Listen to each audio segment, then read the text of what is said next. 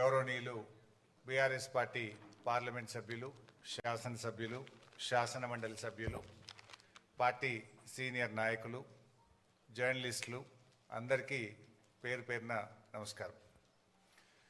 ముఖ్యంగా కేటీఆర్ గారు ఈ విషయాలు ప్రజల్లోకి వెళ్ళాలి, తప్పకుండా మన బీఆర్ఎస్ పార్టీ తరఫున మీడియాకు వెళ్తున్నటువంటి మిత్రులకు కానీ శాసనసభ్యులకు కానీ ఈ కాంగ్రెస్ చేస్తున్న దుష్ప్రచారాన్ని చెప్పాల్సినటువంటిది అవసరం చాలా ఉంది అని గత కొద్ది రోజులుగా వారు 2-3 సార్లు నాతో మాట్లాడడం జరిగింది. ఎందుకంటే కాంగ్రెస్ కూర్చోబెట్టండి బాబు, జర్నలిస్టులకు వచ్చిండ్రు, వాళ్ళని కూర్చోబెట్టి మీరు ఇట్లా నువ్వు లేవు బిడ్డ. అయితే ఈరోజు మేము చెప్పేవన్నీ కూడా 100% వాస్తవాలు, ఆధారాలతోని, డాక్యుమెంట్లతోని ఈరోజు మీకు వివరించే ప్రయత్నం చేస్తున్నాం. ఏది రాజకీయ ఉపన్యాసం కానే కాదు, ఏ ఒక్కటి కూడా అవాస్తవాలు చెప్పడమో కాంగ్రెస్ నాయకుల్లాగా రేవంత్ రెడ్డి లాగా బట్టగాల్చి మీదేసే ప్రయత్నమో మేము చేయలేదు. ఎందుకంటే కేసీఆర్ గారు మా అందరికీ నేర్పింది ఒకటే, ఎన్నో త్యాగాలతోని పోరాటాలతోని తెలంగాణ సాధించాం. మనకు రాజకీయాల కంటే కూడా రాష్ట్రం ముఖ్యం, రాష్ట్ర ప్రజల ప్రయోజనాలు ముఖ్యం. అధికారంలో ఉన్న ప్రతిపక్షంలో ఉన్న రాష్ట్ర ప్రయోజనాల కోసమే పనిచేయాలనేదే కేసీఆర్ గారు ఎప్పుడు కూడా మాకు చెప్తూ ఉంటారు.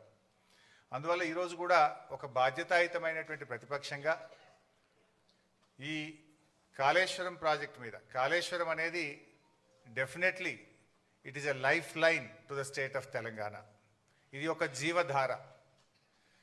ఈరోజు ఈ కాళేశ్వరం మీద కేవలం రాజకీయాల కోసం కాంగ్రెస్ పార్టీ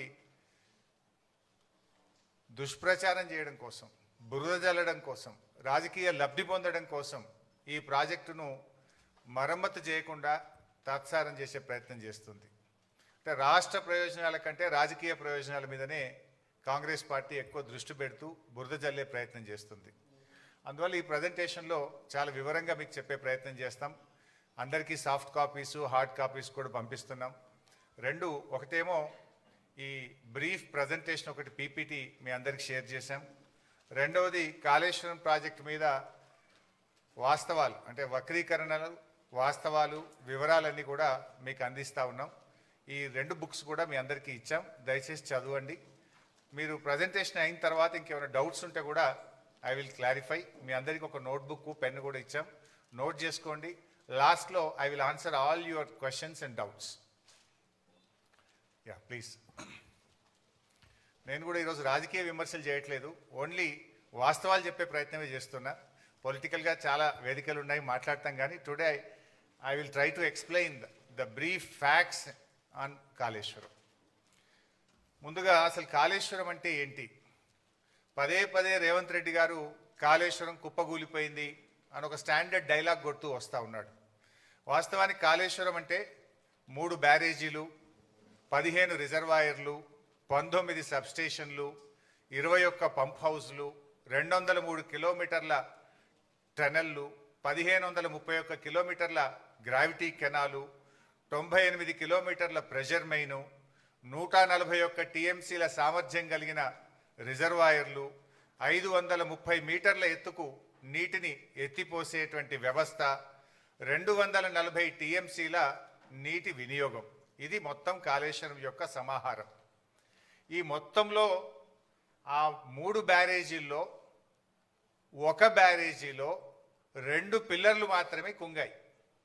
అంటే మీకు 15 రిజర్వాయర్లు ఇంటాక్ట్ ఉన్నాయి, 19 సబ్స్టేషన్లు ఇంటాక్ట్ ఉన్నాయి, 21 పంప్ హౌస్లు ఇంటాక్ట్ ఉన్నాయి, 203 కిలోమీటర్ల టనల్ ఇంటాక్ట్ ఉంది, 1531 కిలోమీటర్ల గ్రావిటీ కెనాల్ ఇంటాక్ట్ ఉంది, 98 కిలోమీటర్ల ప్రెషర్ మెయిన్ ఇంటాక్ట్ ఉంది, 141 టీఎంసీల రిజర్వాయర్లు ఇంటాక్ట్ ఉన్నాయి, ఈ లిఫ్ట్ సిస్టమ్ ఇంటాక్ట్ ఉన్నది. ఆ 3 బ్యారేజీల్లో 1 బ్యారేజ్ మేడిగడ్డ, దాంట్లో 85 పియర్స్ ఉన్నాయి. 2వ బ్యారేజ్ సుందిల్ల, అందులో 74 పియర్స్ ఉంటాయి. 3వ బ్యారేజ్ అన్నారం, అందులో 64 పియర్స్ ఉన్నాయి. సో అన్నారంలో ఉన్న 64 పియర్స్ బ్యారేజ్ ఇంటాక్ట్. సుందిళ్లలో ఉన్న 74 పియర్స్ బ్యారేజ్ ఇంటాక్ట్. మేడిగడ్డ బ్యారేజీలో 85 పియర్స్లో 2 పియర్స్ మాత్రమే కుంగినాయి. అంటే కాళేశ్వరంలో ఉండే ఇన్ని కాంపోనెంట్లలో ఒక బ్యారేజ్ మేడిగడ్డ, ఆ మేడిగడ్డలో 85 పియర్స్లో 2 పియర్స్ మాత్రమే కుంగినాయి. దానికి మొత్తం కాళేశ్వరమే కుప్పగూలింది అనేటువంటి ఒక దుష్ప్రచారాన్ని చేసేటువంటి ప్రయత్నం గత కొంతకాలంగా కాంగ్రెస్ ప్రభుత్వం చేస్తుంది. అంటే ఈ 100 కాంపోనెంట్స్ అన్నీ కూడా ఇంటాక్ట్ ఉన్నాయి, అన్ని పియర్స్ మిగతా బ్యారేజీల్లో ఇంటాక్ట్ ఉన్నాయి. అండ్ కాళేశ్వరంలో బ్లాక్ వైజ్ కట్టాం మనం. జనరల్గా ఏదైనా ఒక బ్రిడ్జ్ కానీ ఏదైనా ఉంటే ఒక పియర్ పోతే మొత్తం బ్రిడ్జ్ పోవాల్సి వస్తుంది. కానీ ఇలా మేడిగడ్డలో దేర్ ఆర్ 7 బ్లాక్స్. సో ఒక్కొక్క బ్లాక్లో కొన్ని పియర్స్ ఉంటాయి, ఓవరాల్గా 85 పియర్స్ ఉన్నాయి. ఏదైనా రిస్టోరేట్ చేయాలంటే ఒక బ్లాక్ను రిస్టోర్ చేస్తే మొత్తం బ్యారేజ్ ఇంటాక్ట్ ఉంటుంది. ఈ విషయం నేను చెప్పడం లేదు, ఎన్డీఎస్ఏ రిపోర్ట్లో కూడా చెప్పారు. అది కూడా నేను ముందు మీకు చూపించేస్తాను. సో నెక్స్ట్,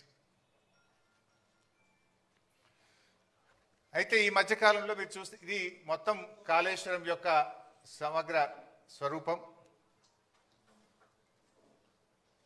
ఏం బాబు ఇది రావట్లేదు,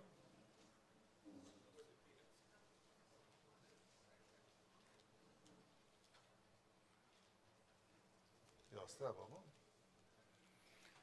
సో మీరు గమనిస్తే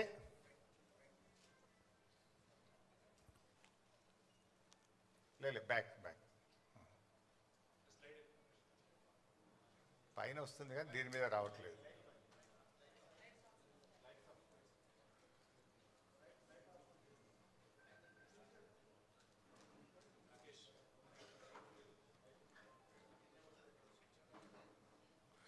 పర్లేదు, నేను ఐ విల్ ఎక్స్ప్లెయిన్ హియర్.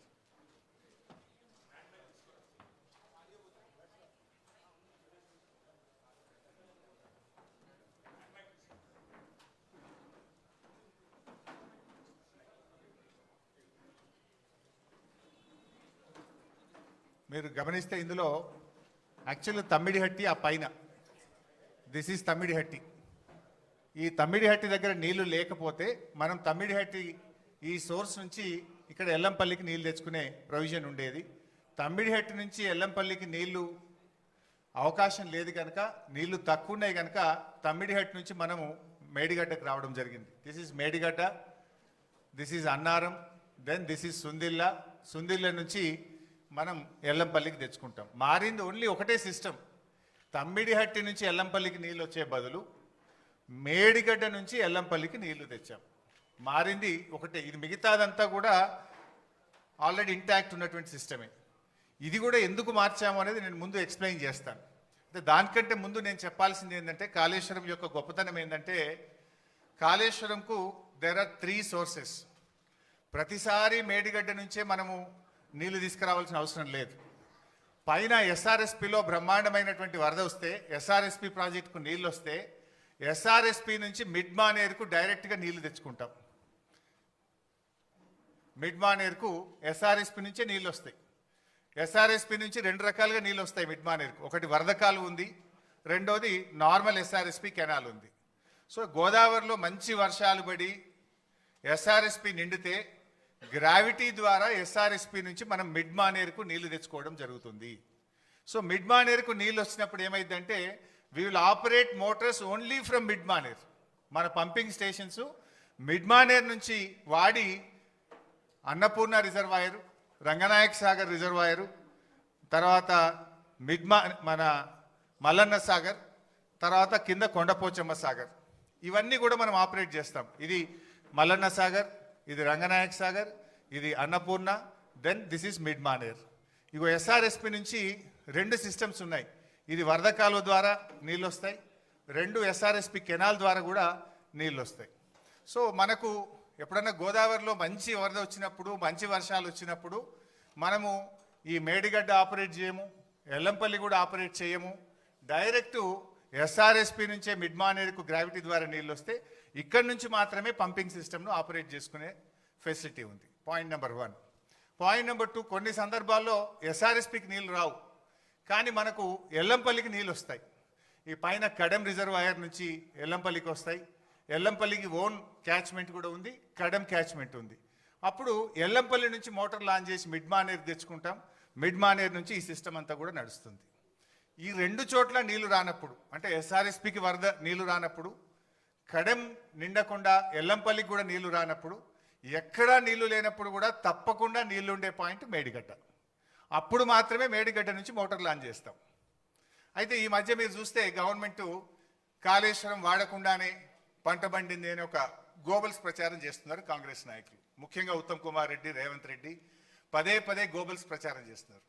అది కాళేశ్వరం వాడకుండా కాదు, మనకు ఈసారి మంచి వర్షాలు పడ్డాయి. నార్మల్ రెయిన్ఫాల్ కంటే లాస్ట్ ఇయర్ ఎక్సెస్ రెయిన్ఫాల్ ఉంది తెలంగాణలో.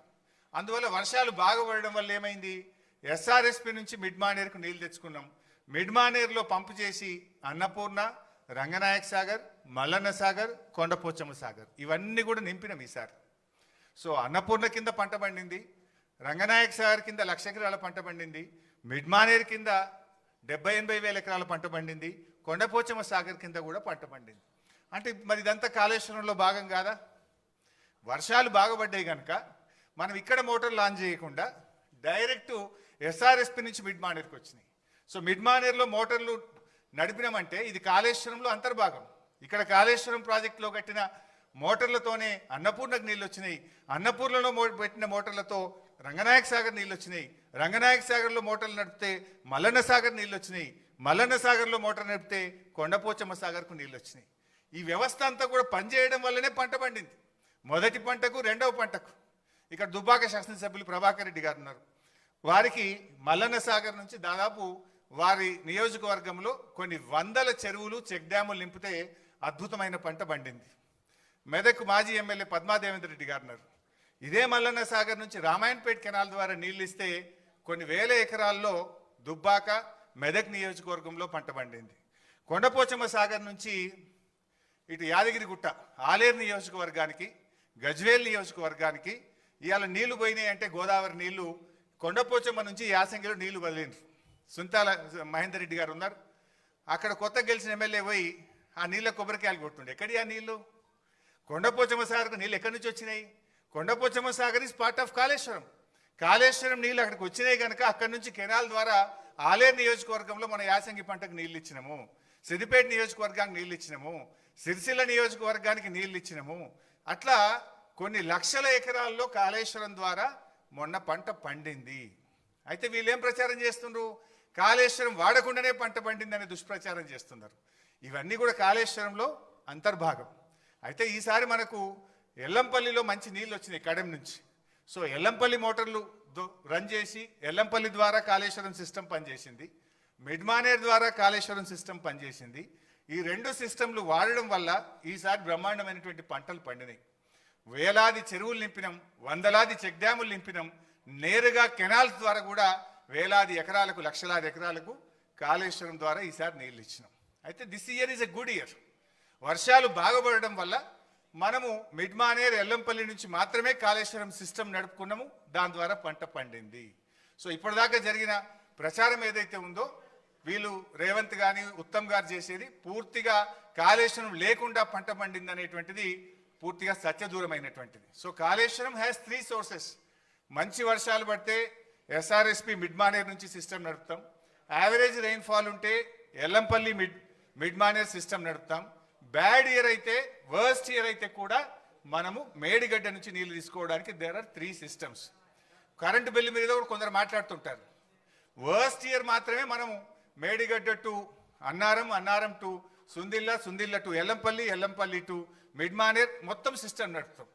సో గుడ్ ఇయర్ ఉన్నప్పుడు ఏమవుతుంది? ఓన్లీ 50% ఆఫ్ ద మోటార్స్ మాత్రమే నడుపుతాం మంచి వర్షపాతం ఉంటే. యావరేజ్ ఉంటే మనకు ఎల్లంపల్లి నుంచి నడుపుతాం, బ్యాడ్ ఇయర్ ఉంటే మేడిగడ్డ నుంచి నడుపుతాం. సో అందువల్ల కాళేశ్వరంకు 3 సోర్సెస్ ఉన్నాయి. సో ఈ సంవత్సరం కూడా కాళేశ్వరంతోని వానకాలం పంట పండింది, యాసంగి పంట పండింది, భూగర్భ జలాలు పెరిగినాయి. మొన్నటిదాకా ఏదైతే కాంగ్రెస్ పార్టీ కాళేశ్వరం లేకుండా పంట పండిందని చెప్పిందంతా కూడా పూర్తిగా సత్యదూరమైనటువంటి విషయం. ఇన్ఫ్యాక్ట్ బీఆర్ఎస్ గవర్నమెంట్ రాకముందు ప్రాజెక్టుల ద్వారా చెరువులు నింపే ఫెసిలిటీ లేదు. కానీ కేసీఆర్ గారు నిర్ణయం తీసుకొని దాదాపు 3200 తూములు కెనాల్స్కు పెట్టి వేలాది చెరువులు నింపేటువంటి ఒక కీలకమైన నిర్ణయం ఆ రోజు బీఆర్ఎస్ ప్రభుత్వం తీసుకున్నది. అందువల్లనే ఇప్పుడు ఈ ఫ్లడ్ ఫ్లో కెనాల్ ఇది కూడా ఒక రిజర్వాయర్గా మారిపోయి ఈ ఫ్లడ్ ఫ్లో కెనాల్కు రెండు వైపులా చొప్పదండి, జగిత్యాల, కొరుట్ల నియోజకవర్గంలో ఈ ఫ్లడ్ ఫ్లో ద్వారా కూడా పెద్ద ఎత్తున చెరువులు నింపే కార్యక్రమం కూడా జరిగింది. వాగుల్లో కూడా ముఖ్యంగా మొన్న కూడా నేను పంపినాం. ఈ మన మిడ్మానేర్ నుంచి మొన్న ఎండాకాలం దుబ్బాక నియోజకవర్గంలోని కుడవెల్లి వాగు నీళ్లు వదిలితే మన ముస్తాబాద్లోని అప్పర్ మానేర్ ప్రాజెక్టు నిండింది. అదేవిధంగా కొండపోచమ్మ సాగర్ నుంచి హల్దీ వాగులో నీళ్లు వదిలితే నర్సాపూర్ నియోజకవర్గం సుంతా లక్ష్మారెడ్డి గారి నియోజకవర్గంలో దాదాపు 10ల సంఖ్యలో చెక్ డ్యాంలలో వెల్దుర్తి, కొల్చారం, కౌడిపల్లి ఆయా మండలాలకు నీళ్లు వెళ్ళి బ్రహ్మాండంగా ఆ ప్రాంతంలో పంటలు పండినాయి. మన యాసంగిలో కూడా పంటలు పండినాయి. సో కాళేశ్వరం ద్వారా మనము యాసంగిలో కూడా బ్రహ్మాండమైనటువంటి పంటలు పండినాయి. సో కాళేశ్వరం వాడకుండా పంట పండిందని కాంగ్రెస్ చేస్తున్న దుష్ప్రచారం పూర్తిగా సత్యదూరమైనటువంటిది. Next right.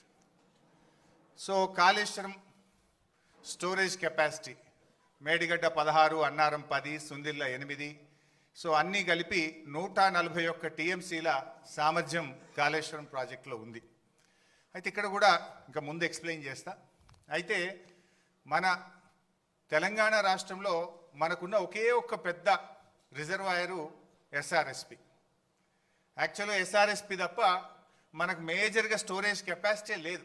ఉమ్మడి ఆంధ్రప్రదేశ్లో తెలంగాణలో కట్టిన కల్వకుర్తి కానీ, నెట్టంపాడు కానీ, భీమా కానీ, కోయిల్ సాగర్ కానీ ఏ ప్రాజెక్టులు కూడా రిజర్వాయర్లు కట్టలేదు. కానీ కేసీఆర్ గారు ముందు చూపుతోని ఇంత బ్రహ్మాండంగా 141 టీఎంసీల రిజర్వాయర్లను మరి పెద్ద ఎత్తున 16 రిజర్వాయర్లను రూపకల్పన చేసి వీటన్నిటి కూడా నిర్మించాం. కొంతమంది అంటుంటారు కాళేశ్వరం ప్రాజెక్ట్ కాస్ట్ పెరిగింది. అంతకుముందు వాళ్ళు పెట్టిన ప్రాణహిత చేవెళ్లలో 141 కాదు, కేవలం 11 టీఎంసీల సామర్థ్యం మాత్రమే ఉండేది. మరి మల్లన్న సాగర్ లాంటి రిజర్వాయర్ 50 టీఎంసీల రిజర్వాయర్ కడితే అక్కడ 13,000 ఎకరాల భూసేకరణ చేసినాం. దాదాపు 8 గ్రామాలకు R&R కాలనీ చేసినాం. మరి అక్కడ ఫారెస్ట్ డిపార్ట్మెంట్ కూడా ఫారెస్ట్ ల్యాండ్ తీసుకొని డబ్బులు కట్టినాం. 50 టీఎంసీల రిజర్వాయర్ కట్టాలంటే డబ్బులు అవసరమైతే ప్రాజెక్ట్ కాస్ట్ పెరుగుతుందా పెరగదా? సో ఇవన్నీ కూడా ఈ కాళేశ్వరం ఇవన్నీ కూడా ఇంటాక్ట్ ఉన్నాయి. All are working. మేడిగడ్డ ఈ నుంచి మొదలుకుంటే ఈ మల్లన్న సాగర్, కొండపోచమ్మ సాగర్, రంగనాయక సాగర్, అనంతగిరి, మలకపేట, మేడారం, అదేవిధంగా గంధమల్లాక్ ఇవన్నీ కూడా ఇంటాక్ట్గా ఈరోజు రిజర్వాయర్లు వాడకంలో ఉన్నాయి. ఇవన్నీ కూడా నెక్స్ట్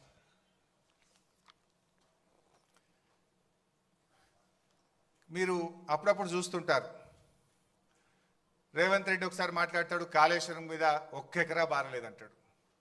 ఉత్తమ్ కుమార్ రెడ్డి రోజు నిద్రలేసి 50,000 ఎకరాలే బారిందంటాడు. ఇంకొక కాంగ్రెస్ నాయకుడు అంటాడు 1,00,000 ఎకరాలే బారిందంటాడు. ఇవాళ నోటికి మొక్కాలి. ఒక్కొక్క లీడర్ ఒక్క తీరుగా మాట్లాడతాడు. ఇది నేను చెప్తున్నది కాదు. Source submission of irrigation engineers report to the newly formed Congress government. కొత్తగా రాష్ట్రంలో ఏర్పాటైన కాంగ్రెస్ ప్రభుత్వానికి వీళ్ళు కాళేశ్వరం రివ్యూకు పోతే ఇరిగేషన్ డిపార్ట్మెంట్ ఇచ్చిన ప్రజెంటేషన్ కాపీ, ఇది నా సొంత కవిత్వం కాదు, డిపార్ట్మెంటు కాంగ్రెస్ ప్రభుత్వానికి ఇచ్చిన ప్రజెంటేషన్. కాళేశ్వరం ద్వారా అప్పటికి 98,570 ఎకరాలు ఆయకట్టని, ఇది డైరెక్ట్ కాలువల ద్వారా.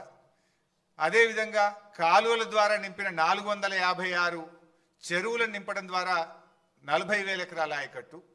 ఎస్ఆర్ఎస్పి స్టేజ్ 1, స్టేజ్ 2 నిజాం సాగర్కు 1,67,000 ఎకరాల కొత్త ఆయకట్టు. మొత్తం 3,04,766 ఎకరాల కొత్త ఆయకట్టుకి ఇచ్చాం. అదేవిధంగా స్థిరీకరణ 17,08,230 ఎకరాలు స్థిరీకరణ జరిగింది. అదేవిధంగా కూడవెల్లి, హల్దీ వాగుల ద్వారా ఇందాక కేటీఆర్ గారు చెప్పినట్టు ఆ 2 వాగుల మీద 66 చెక్ డ్యాములు నింపితే 20,576 ఎకరాలకు సాగునీరు అందింది. మొత్తంగా కాళేశ్వరం ప్రాజెక్టు ద్వారా 20,33,572 ఎకరాలకు సాగునీరు అందింది. ఇది వాస్తవం. కానీ ఏం మాట్లాడతారు? 1 ఎకరా బారలేదని ఒకడంటాడు, 50,000 ఎకరాలు బారిందని ఒకడంటాడు, 1,00,000 ఎకరాలు బారిందని ఒకడంటాడు. వాస్తవానికి 20,33,572 ఎకరాలకు అప్పటికే సాగునీరు అందించాం. ఒక సంవత్సరం బాగా సివియర్ డ్రాట్ వస్తే ఎస్ఆర్ఎస్పికి కూడా రివర్స్ పంపింగ్ చేసినాం. మిడ్ మానేర్ నుంచి ఎల్ఎండికి నీళ్లు తెచ్చి ఎల్ఎండి ద్వారా ఎస్ఆర్ఎస్పి స్టేజ్ 1కు స్టేజ్ 2లో తుంగతుర్తి, సూర్యాపేట, కోదాడ దాకా కూడా కాళేశ్వరం నీళ్లు పంపించి పంటలు కాపాడింది కేసీఆర్ గారి ప్రభుత్వం. సో ఇది అంతా కూడా ఇది వాస్తవమైన రిపోర్ట్, ఇది ఇరిగేషన్ డిపార్ట్మెంట్ ఇస్తున్న రిపోర్ట్. కానీ కాంగ్రెస్ నాయకులు ఎకరం బారలే 50,000 వారింది అనేటువంటి ఒక దుష్ప్రచారం చేస్తున్నారు. ఇది one point. Next, so Godavari నది మొత్తం 1465 కిలోమీటర్లు ఉంటే మోర్ దెన్ 50%, 750 కిలోమీటర్లు మన తెలంగాణలో ప్రవహిస్తుంది. అయితే ఉమ్మడి ఆంధ్రప్రదేశ్లో కొన్ని జీవోలు ఇచ్చినారు అప్పటి ప్రభుత్వం. మొత్తం అంటే అప్పుడు బచావత్ ట్రిబ్యునల్ ఏం అవార్డు ఇచ్చిందంటే పైన రాష్ట్రాలకు నీళ్లు కేటాయిస్తూ all water belongs to the state of Andhra Pradesh అని చెప్పారు. అంటే అప్పుడు దిగువ రాష్ట్రంగా మనం ఉన్నాం కనుక ఇక మొత్తం నీళ్లు వీలయ్యే అని చెప్పిండ్రు. ఆ మొత్తం నీళ్ళలో అప్పటి ఆంధ్రప్రదేశ్ ప్రభుత్వం ఓ 1480 టీఎంసీలు కేటాయిస్తే అందులో 969 తెలంగాణకు, 400 మిగతాది 969 కాకుండా మిగతా 500 ఆంధ్రప్రదేశ్కు కేటాయించింది. అంటే ఏ రోజు కూడా మనం 400 టీఎంసీలు కూడా వాడలేదు. అంటే ఏ ప్రాజెక్టులు కూడా కట్టకపోవడం వల్ల దేవాదులు కడితే పనులు జరగలే. మరి అదేవిధంగా ఎస్ఆర్ఎస్పి స్టేజ్ 2కు ఎన్నడూ 1 ఎకరానికి నీళ్లు పోలే. అయితే అప్పుడు తెలంగాణ ఉద్యమం కేసీఆర్ గారి నాయకత్వంలో ఉమ్మడి బాగా ఉధృతంగా జరుగుతూ ఉంటే ఆ తుమ్మిడిహట్టి దగ్గర ప్రాణహిత అనేటువంటి ప్రాజెక్టుకు రాజశేఖర రెడ్డి గారు శంకుస్థాపన చేసిండ్రు. అది కూడా ఆదరబాధగా అప్పుడు జలయజ్ఞం చేసి ఆంధ్రప్రదేశ్లో పోతిరెడ్డిపాడును పెంచి నీళ్లు తీసుకుపోయే ప్రయత్నం, ఆంధ్రప్రదేశ్ పోలవరం కట్టి నీళ్లు తీసుకుపోయే ప్రయత్నంలో తెలంగాణలో కూడా ఏదో ఒకటి స్టార్ట్ చేయాలని ఉద్యమంలో ఆ రోజు ప్రాణహితకు శంకుస్థాపన చేసిండ్రు. నెక్స్ట్, బట్ ఏం జరిగిందో కూడా నేను చెప్తా. ప్రాణహితలో 2007లో ప్రాణహితకు శంకుస్థాపన చేస్తే 2014 వరకు అంటే 8 సంవత్సరాలు కాంగ్రెస్ పార్టీ అధికారంలో ఉంది. ప్రాజెక్టు రూపకల్పన చేసినప్పుడు అప్పుడు అసెంబ్లీ ఎలక్షన్స్ 2009లో ఉండే. 2009 ఎలక్షన్ల ముందు ఒక ప్రాజెక్టుకు 4 జిల్లాల్లో కొబ్బరికాయ కొట్టారు. కరీంనగర్, మెదక్, ఆదిలాబాద్, రంగారెడ్డి 4 జిల్లాల్లో కొబ్బరికాయ కొట్టి 4 ఏళ్లలో ప్రాజెక్టు పూర్తి చేస్తాం, 4 ఏళ్లలో నీళ్లు ఇస్తామని చెప్పి ఆ రోజు పెద్ద పెద్ద అడ్వర్టైజ్మెంట్లు ఇచ్చి ప్రచారం చేసిండ్రు. సరే 4 ఏళ్లలో ప్రాజెక్టు పూర్తి చేయడం అటుంచండి, కనీసం 4 ఏళ్లలో ప్రాజెక్టుకు అనుమతులు కూడా తేలే.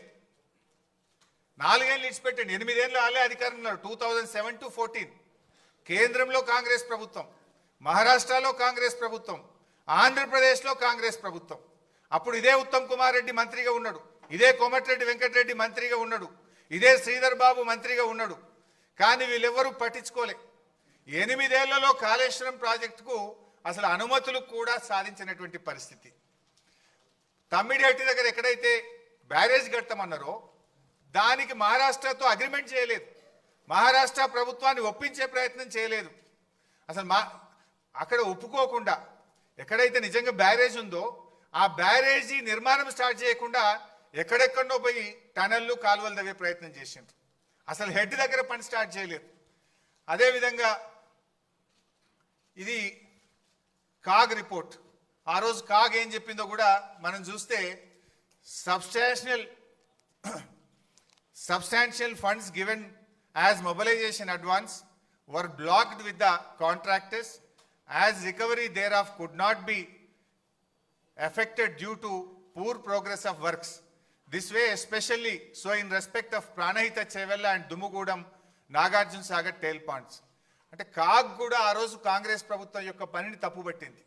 అందులో కింద ఒక దగ్గర ప్రాణహిత చెవెల్ల 1052 కోట్లు మొబిలైజేషన్ అడ్వాన్స్ ఇచ్చిండ్రు అని చెప్పి ఆ రోజు కాగ్ తప్పుపట్టింది. వాస్తవానికి ఇది 2012 రిపోర్ట్. కానీ మొత్తంగా 2014 వరకు వాళ్ళు ఇచ్చిన మొబిలైజేషన్ అడ్వాన్స్ ఎంత అంటే 2328 కోట్లు. సర్వే అండ్ మొబిలైజేషన్ అడ్వాన్స్ పేరు మీద 2009 ఎన్నికల ముందు కాంట్రాక్టర్లకు ఇచ్చిండ్రు, జేబులు నింపుకున్నారు. 2014 ఎన్నికల ముందు కాంట్రాక్టర్లకు ఇచ్చిండ్రు, జేబులు నింపుకున్నారు. పని మాత్రం జరగలేదు. 2328 కోట్లు సర్వే మొబిలైజేషన్ అడ్వాన్స్ పేరు మీద కాంట్రాక్టర్లకు పనులు చేయకుండా అడ్వాన్స్ ఇచ్చి అవినీతికి పాల్పడ్డది ఆనాటి కాంగ్రెస్ ప్రభుత్వం. ఆనాటి కాంగ్రెస్ ప్రభుత్వంలో వీళ్ళే మంత్రులు శ్రీధర్ బాబు, ఉత్తమ్ కుమార్ రెడ్డి, కోమటిరెడ్డి వెంకటరెడ్డి. ఆనాడు రేవంత్ రెడ్డి తెలుగుదేశంలో ఉండి విమర్శలు చేసిండు. జలయజ్ఞం కాదు ధనయజ్ఞం అని మాట్లాడిండు. కానీ ఇవాళ ఆయన్నే దాన్ని ఎన్కేసుకొస్తున్నటువంటి పరిస్థితి ఉంది. సో అట్లా మొబిలైజేషన్ అడ్వాన్స్ ఇచ్చింది. ఇకపోతే వాస్తవానికి ఈ మధ్య ఉత్తమ్ కుమార్ రెడ్డి మాట్లాడింది, మీరు కూడా చూసి ఉంటారు. ప్రాణహిత చేవేలకు మేము 10,000 కోట్లు ఖర్చు పెట్టినాం, ఇక జర్ర 20,000 ఖర్చు పెట్టి అయిపోతుండే అని మాట్లాడుతుంటాడు. ఆయన మాట్లాడినాక నేను లెక్కలు తీసి మొత్తం చూస్తే 8 ఏళ్ల కాలంలో ప్రాజెక్టుకు అనుమతులు సాధించలేదు. మొత్తం ల్యాండ్ ఎక్విజిషన్ కావచ్చు, వ్యాప్కోస్కు కావచ్చు, పనులకు కావచ్చు, మొత్తం కలిసి కాంగ్రెస్ ప్రభుత్వం పెట్టిన ఖర్చు కేవలం 3,700 కోట్లు. అంటే ఇప్పుడు గోబల్స్కు తాత అయిపోయింది ఉత్తమ్ కుమార్ రెడ్డి, అన్ని అబద్ధాలే. 10,000 కోట్లు ప్రాణహిత మీద ఖర్చు పెట్టినా అన్నాడు. వాస్తవానికి 8 ఏళ్లలో ప్రాణహిత చేవెళ్ల మీద కాంగ్రెస్ ఖర్చు పెట్టింది 3,700 కోట్లు మాత్రమే. 3,700 చెప్తున్నది ఏంది? 10,000 కోట్లు ఖర్చు పెట్టామని ఉత్తమ్ కుమార్ రెడ్డి గారు చెప్తున్నారు. అంటే అది కూడా ఒక సత్యదూరమైనటువంటి విషయం. నెక్స్ట్, ప్రాజెక్ట్ కాస్ట్ పెరిగిందని మన మీద బద్నాం చేస్తుండ్రు. 2007లో 17,875 కోట్లకు మొదలు జీవో ఇచ్చిండ్రు. మళ్ళీ 2008లో దాన్ని 38,500 కోట్లకు పెంచిండ్రు.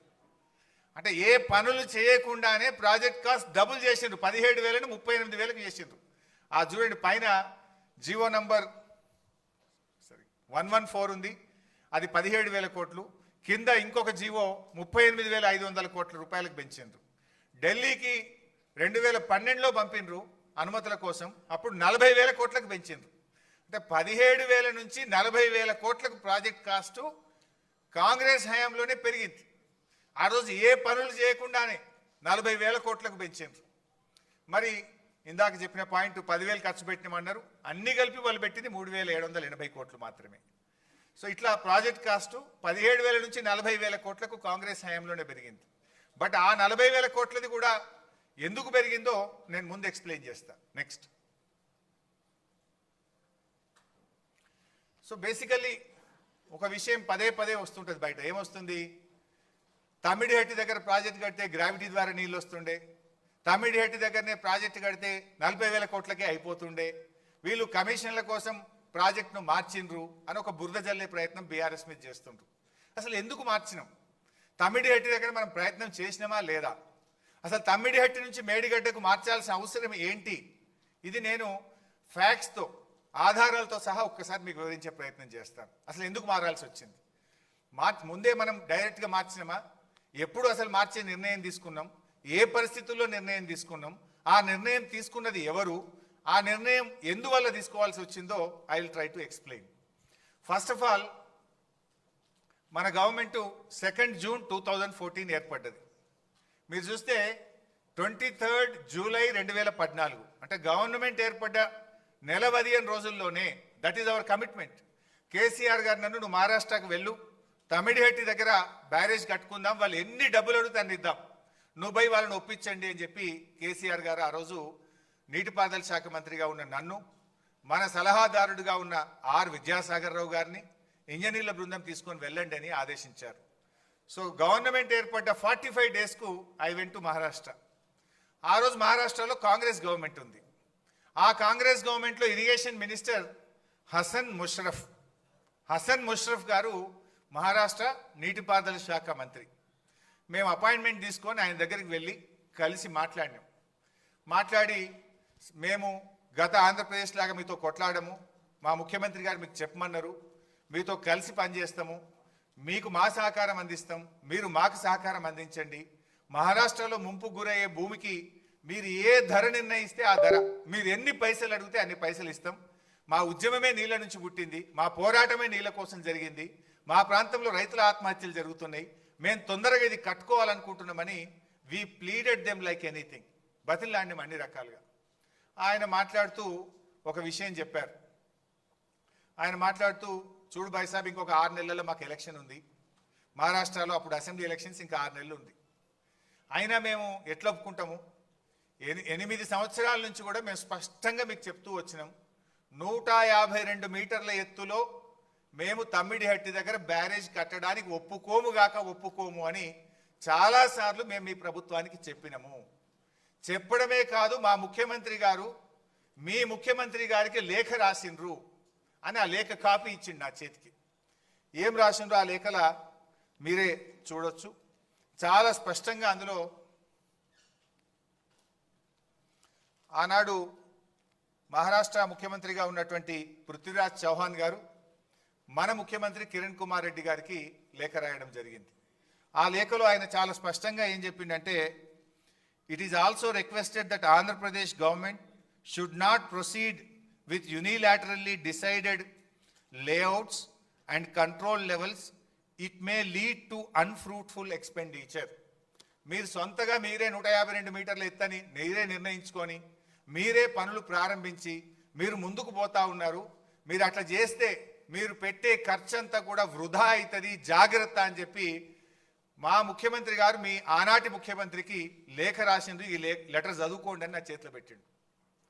అరే భాయ్ సాబ్, మరి ఎట్లా పనులు అయిపోయినాయి, ఆల్రెడీ ప్రాజెక్ట్ స్టార్ట్ అయింది, మరి మాకు ఇబ్బంది అవుతుంది అని మేము చాలా రకాలుగా రిక్వెస్ట్ చేసినాం.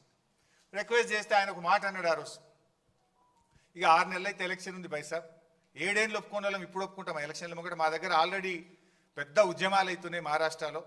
మహారాష్ట్ర మునిగిపోయి తెలంగాణకు నీళ్ళు ఇస్తారని చెప్పి ఉద్యమాలు అవుతున్నాయి. మేము ఇప్పుడు ఒప్పుకునే పరిస్థితి లేదు.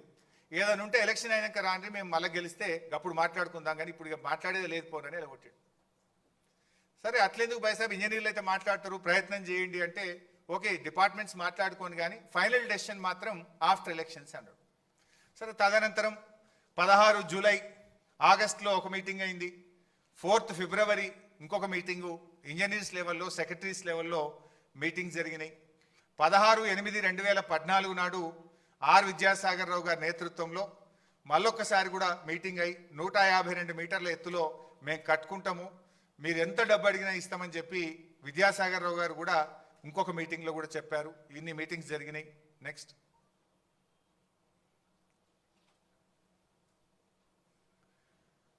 సో ఇట్లా చాలాసార్లు అడిగినాం. ఎప్పుడు అడిగినా కూడా మహారాష్ట్ర నుంచి ఒకటే చెప్పిండ్రు, 152 మీటర్ల ఎత్తులో ఒప్పుకునే ప్రశ్నే లేదు. అవన్నీ మినిట్స్ ఆఫ్ ద మీటింగ్స్ కూడా ఉంటాయి, ప్రతి మీటింగ్ మినిట్స్ కూడా ఉంటాయి. తర్వాత మహారాష్ట్రలో ఎలక్షన్స్ అయింది. దెన్ బీజేపీ గవర్నమెంట్ అధికారంలోకి వచ్చింది. కాంగ్రెస్ ఓడిపోయింది, బీజేపీ గెలిచింది. కొత్త గవర్నమెంట్ రాగానే మళ్ళీ పోయినాం అపాయింట్మెంట్ తీసుకుంటే, అప్పుడు గిరీష్ మహాజన్ గారని ఆంధ్రప్రదేశ్లో మహారాష్ట్రలో బీజేపీ గవర్నమెంట్లో గిరీష్ మహాజన్ గారు నీటిపారుదల శాఖ మంత్రి అయింది. దెన్ ఆయన దగ్గరికి అపాయింట్మెంట్ తీసుకొని 23 డిసెంబర్ 2014 ఆ రోజు మళ్ళీ వెళ్ళి ఆయనను కూడా కలిసాం. కలిసి గిరీష్ మహాజన్ గారిని రిక్వెస్ట్ చేసినాం. చేస్తే ఆయన అన్నాడు, చూడు భాయ్ సాబ్, ఇది పాలసీ డెసిషను, మంత్రులుగా మనం మాట్లాడుకునేది కాదు. ఆల్రెడీ మా బీజేపీ పెద్ద ఎత్తున ఈ ప్రాజెక్టు వ్యతిరేకంగా మేము పోరాటాలు చేసినాం, ఉద్యమాలు చేసినాం, అరెస్టులు అయినాం. ఇది మన లెవెల్లో అయ్యేది కాదు. బెటర్ ఒకసారి ముఖ్యమంత్రుల లెవెల్లో మాట్లాడితే ఏదైనా పరిష్కారం జరుగుతుందని ఆయన సూచన ఇచ్చింది. దెన్ నేను వచ్చి మన ముఖ్యమంత్రి కేసీఆర్ గారికి విషయం అంతా బ్రీఫ్ చేసినాం. నెక్స్ట్ బ్రీఫ్ చేస్తే కేసీఆర్ గారు స్వయంగా ఆ రోజు మహారాష్ట్రకు వచ్చిండ్రు. ఆ డేట్ చూస్తే మీకు గుర్తొస్తుంది, 17th ఫిబ్రవరి 2015. ఆ రోజు కేసీఆర్ గారు బర్త్డే. తన బర్త్డే కూడా పట్టించుకోకుండా, ముఖ్యమంత్రి అయిన తర్వాత జరిగిన ఫస్ట్ బర్త్డే, తన బర్త్డేను కూడా పట్టించుకోకుండా నిజమైన జన్మదినం మహారాష్ట్రను ఒప్పిస్తే నా నిజమైన జన్మదినం అనుకొని బర్త్డే రోజు మహారాష్ట్రకు వచ్చిండు. మహారాష్ట్రకు వచ్చి ఆ రోజు అక్కడ ముఖ్యమంత్రి గారు అదే రోజు అపాయింట్మెంట్ ఇచ్చిండు. ఆయన అపాయింట్మెంట్ ఇచ్చినాడే నా బర్త్డే తర్వాత, కానీ ముందు ఆయన అపాయింట్మెంట్ ఇచ్చిండు, పోదాం పని మమ్మల్ని అందరిని తీసుకొని అటుపోయింది. లక్కీలీ తెలంగాణ బిడ్డ ఆర్ విద్యాసాగర్ రావు గారు, సిహెచ్ విద్యాసాగర్ రావు గారు మహారాష్ట్ర గవర్నర్గా ఉన్నారు. ఆయన ఆశీస్సులు కూడా ఉంటాయి, తెలంగాణ బిడ్డనే ఉన్నాడు కదా అని ఆయనను కూడా బతిలాడి సిహెచ్ విద్యాసాగర్ రావు గారి సమక్షంలోనే కేసీఆర్ గారు మరి మహారాష్ట్ర ముఖ్యమంత్రి ఫడ్నవీస్ గారిని కలిసి రిక్వెస్ట్ చేసినాం. చాలా రిక్వెస్ట్ చేసిన కేసీఆర్ గారు మన తెలంగాణ ఉద్యమ చరిత్ర, మన పోరాటము, తెలంగాణకు ఉమ్మడి ఆంధ్రప్రదేశ్లో జరిగిన అన్యాయము, రైతుల ఆత్మహత్యలు, కరువు, బాధలన్నీ కూడా వివరించి ఈ ప్లీడెడ్ లైక్ ఎనీథింగ్. ఆల్మోస్ట్ 45 నిమిషాలు కేసీఆర్ గారు తన ప్రసంగంలో మహారాష్ట్ర ప్రభుత్వాన్ని, మహారాష్ట్ర ముఖ్యమంత్రి గారిని పలు విధాలుగా కోరడం జరిగింది. అన్నీ విన్న తర్వాత ఫడ్నవీస్ గారు మాట్లాడుతూ, చూడు భాయ్ సాబ్, నేను ఈ ప్రాజెక్టుకు వ్యతిరేకంగా పోరాటం చేసిన, మహారాష్ట్రలో నేను విదర్భ ప్రాంత నాయకుడిని, విదర్భ ప్రాంతం నుంచే ఎమ్మెల్యేగా ఉన్నాను. ఈ ప్రాజెక్టుకు వ్యతిరేకంగా నేను ఉద్యమాలు చేసిన, పాదయాత్రలు చేసిన, నేను అరెస్ట్ అయినటువంటి వ్యక్తిని, పోరాటం చేసిందే నేను. 8 ఏళ్ళు కాంగ్రెస్ వాళ్ళు ఒప్పుకోండి, ఇప్పుడు నేను ఎట్లా ఒప్పుకోగలుగుతా? ఇది సాధ్యమయ్యే పని కాదు. 152 మీటర్ల ఎత్తున నేను ఒప్పుకోనని కరాఖండిగా ఆ మీటింగ్లో ఫడ్నవీస్ గారు మనకు స్పష్టంగా చెప్పారు. అప్పుడు ఏం చేయాలి ఒక బాధ్యత అయితే ముఖ్యమంత్రి? మహారాష్ట్రలో కాంగ్రెసు, ఏపీలో కాంగ్రెసు, ఢిల్లీలో కాంగ్రెస్, 3 చోట్ల కాంగ్రెస్ గవర్నమెంట్ ఉండి 8 ఏళ్లలో వాళ్ళు ఒప్పించలేకపోయింది. మనము కాంగ్రెస్ ప్రభుత్వం 6 నెలలు ఉంటే వాళ్ళని బతిలాడినాం, కొత్తగా వచ్చిన బీజేపీ ప్రభుత్వాన్ని బతిలాడినాం, ఇద్దరిని రిక్వెస్ట్ చేసినాం, మాకు అవకాశం ఇవ్వండి, మీరు ఎంత డబ్బు అడిగినా ఇస్తాము అని. వాళ్ళు సమస్య లేదు. ఫడ్నవీస్ గారు ఒక మాట అన్నారు, ఇప్పుడు నిన్నటిదాకా కాంగ్రెస్ గవర్నమెంటే ఉండే, వాళ్ళు ఒప్పుకోలేదు, పోరాటం చేసింది నేను, ఇప్పుడు నేను ముఖ్యమంత్రి కాగానే పర్మిషన్ ఇస్తే రాజకీయంగా నాకు ఈ రాష్ట్రంలో ఎంత దుమారం చెలరేగుతుందో ఒక్కసారి ఆలోచించండి. నా జాగలుండి మీరు ఆలోచించండి. ధర్నాలు చేసింది నేను, పాదయాత్రలు చేసింది నేను, అరెస్ట్ అయింది నేను, 8 ఏళ్ళు కాంగ్రెస్ వాడు అనుమతి ఇవ్వలే కానీ బీజేపీ వాడు రాగానే ఇచ్చిందంటే మహారాష్ట్రలో నా పరిస్థితి ఏందో మీరు ఆలోచించండి బైసాబ్, ఇది అయ్యే పని కాదు అని చెప్పారు. వాస్తవానికి విద్యాసాగర్ రావు గారు కూడా చాలా రిక్వెస్ట్ చేశారు, మా తెలంగాణ కరువు ప్రాంతం కొద్దిగా ఆలోచించండి అని. ఒక గవర్నర్గా అక్కడ ముఖ్యమంత్రి గారిని కూడా పాపం ఆయన కూడా కొంత ప్రయత్నం చేశారు ఆ మీటింగ్లో. Because I was present in that meeting. అన్ని రకాలుగా ప్రయత్నం జరిగినా నో అని చెప్పారు. బట్ మీన్ వైల్ ఏం జరిగిందో నెక్స్ట్.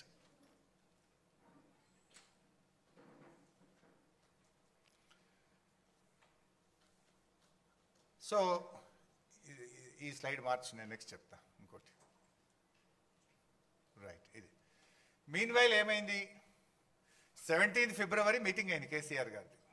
ఈ లెటర్ చూడండి, దిస్ ఈజ్ 18th ఫిబ్రవరి 2015. మీరు ఆ డేట్ చూడండి. Letter from central water commission 18th ఫిబ్రవరి 2015. 17 మన ఢిల్లీలో మీటింగ్ అయింది, మనం హైదరాబాద్ వచ్చేసినాం. సరే 18th డేట్ సిడబ్ల్యూసీలో వేసిండ్రు, ఆ లెటర్ మనకు ముట్టే వరకు వారం లేట్ అవుతుంది. జనరల్గా సెంట్రల్ వాటర్ కమిషన్ ఢిల్లీ వాళ్ళు పోస్టులు వేస్తే మన రాష్ట్రానికి అందే వరకు వారం అవుతుంది. మనం వచ్చి ఏం చేద్దాం ఎట్లా అని మనం ఆలోచించుకుంటున్నాం. అంతలో ఈ లెటర్ వచ్చింది ఒక వారం తర్వాత. ఇందులో ఏముందంటే, ఇది క్లియర్ లేదు, అది ఉందా? కాపీ ఉందా బాబు? హార్డ్ కాపీ ఒకటి అదే, బట్ ఇంగ్లీష్లో చదివి వినిపిస్తే బెటర్ అని. సో ఇందులో ఈ లెటర్లో సెంట్రల్ వాటర్ కమిషన్ ఏం చెప్పిందంటే 18th ఫిబ్రవరి 2015లో మీకు యాక్చువల్గా ఇక్కడ ఇంకొక పాయింట్ చెప్పినాక ఇది చెప్తా నేను మీకు. ఇక్కడ పాయింట్ ఏంటంటే సైమల్టేనియస్గా మనం సెంట్రల్ వాటర్ కమిషన్ అనుమతుల కోసం కూడా ప్రయత్నం చేసినాం. ఇటు మహారాష్ట్రాన్ని ఒప్పించే ప్రయత్నం చేసినాం, అటు ఢిల్లీకి వెళ్ళి 4-5 సార్లు సిడబ్ల్యూసీ వాళ్ళని కలిసి మాకు అలా దాదాపు ఒక 10 డైరెక్టరేట్ల నుంచి పర్మిషన్స్ రావాల్సి ఉంటుంది. ఆ డైరెక్టరేట్స్కి వెళ్ళి కూడా పర్స్యూ చేసినాం. అప్పటిదాకా 8 ఏళ్ళ వాళ్ళు పర్స్యూ చేయలే, కాంగ్రెస్ ప్రభుత్వం పట్టించుకోలే. మనం పర్స్యూ చేస్తే సెంట్రల్ వాటర్ కమిషన్ ఒక లెటర్ ఇచ్చింది. ఏమని? మీరు అక్కడ 160 టీఎంసీల నీటి లభ్యత ఉంది, నీళ్లు తీసుకుంటామని చెప్పిండ్రు, కానీ ఆ 160 టీఎంసీల్లో ఎగువ రాష్ట్రాలు పైన ఉన్నటువంటి రాష్ట్రాలకు కేటాయించబడిన 63 టీఎంసీలు కూడా ఇందులో ఉన్నాయి. రండి చెప్తా. ఎగువ రాష్ట్రాలకు చెందినటువంటి నీళ్లు కూడా ఇందులో అంతర్భాగంగా ఉన్నాయి. ఇప్పుడు ఎగువ రాష్ట్రాలు మహారాష్ట్ర పైన ప్రాజెక్ట్ కట్టలేదు కనుక ఇప్పుడు నీళ్లు కిందికి వస్తున్నాయి. అవి ఆల్రెడీ ట్రిబ్యునల్లో వాళ్ళకి అలొకేటెడ్ వాటర్. ఆ నీళ్లు పైన రాష్ట్రం వాడుకుంటే ఆ 63 కిందికి వచ్చేది డౌట్ఫుల్. అంటే అప్పుడు మీకు మిగిలేది 102 మాత్రమే. అందువల్ల we request the project authority to review the situation. మీరు ఆలోచించుకోండి, అక్కడ నీళ్లు 160 లేవు, అందులో 160లో పై రాష్ట్రాలకు కేటాయించబడిన 63 టీఎంసీలు కూడా అంతర్భాగంగా ఉన్నాయి. ఆ పై రాష్ట్రాలు రేపు ప్రాజెక్టులు కట్టి 63 టీఎంసీలు వాడుకుంటే మీకు ఉండేది 102 మాత్రమే అని కుండబద్దలు కొట్టినట్టు సెంట్రల్ వాటర్ కమిషన్ 17th ఫిబ్రవరి నాడు చెప్పింది. దెన్ మళ్ళీ ఇంకో లెటర్ వచ్చింది, అందులోనే 2 ఉంటాయి, ప్రాజెక్ట్ అప్రైజల్ ఒకటి డైరెక్టరేట్ నుంచి, మళ్ళీ 14th మార్చ్ 2015 కూడా ఇంకొక లెటర్ వచ్చింది, ఆ పక్కనే పెట్టినాం. ఆ కాపీస్ ఫుల్ లెటర్స్ కూడా మీకు మీ దాంట్లో మీకు పొందుపరిచినాం. ఇందులో చాలా స్పష్టంగా as such the availability of surpluses from upper riparian states as evident from detailed water availability studies carried out the project authority and the office in last few years, the net water available at the barrage location is about 165 TMC at 75% dependability, which includes pursued surpluses from the share of upper states, assuming the utilization of upper states limited to 75% availability of 63 TMC. It seems from the master plans of upper states అది విషయం. అందులో దాంట్లో క్లియర్గా ఏం చెప్తున్నట్టే 63 టీఎంసీలు పై రాష్ట్రాలే ఉన్నాయి, అవి రావు అనేటువంటి విషయాన్ని 2 లెటర్లలో సెంట్రల్ వాటర్ కమిషన్ చెప్పింది. దెన్ ఇంతకుముందు ఏకువో బాబు ఒకటేమో నీళ్లు లేవని సిడబ్ల్యూసి చెప్పింది. రెండవ పాయింట్ ఏంది, మహారాష్ట్ర మేము 152 మీటర్లకు కట్టే సమస్య ఒప్పుకోము, 148కు పొమ్మంటుంది. 152 కడితేనే మనం ఆ 102 టీఎంసీలు తీసుకోగలుగుతాం. 148కు తగ్గిస్తే మనం తీసుకోగలిగేది కేవలం 63 టీఎంసీలు మాత్రమే, 63 మాత్రమే తీసుకోగలుగుతాం. 63 పోతే 44 మాత్రమే తీసుకోగలుగుతాం. సో అప్పుడు ఏం చేయాలి మరి? ఒకటి నీళ్లు లేవు, పోనీ ఉన్న నీళ్ళనే తీసుకుందామంటే వాడు 152 ఒప్పుకుంటలేడు, 148 కట్టమంటుండు.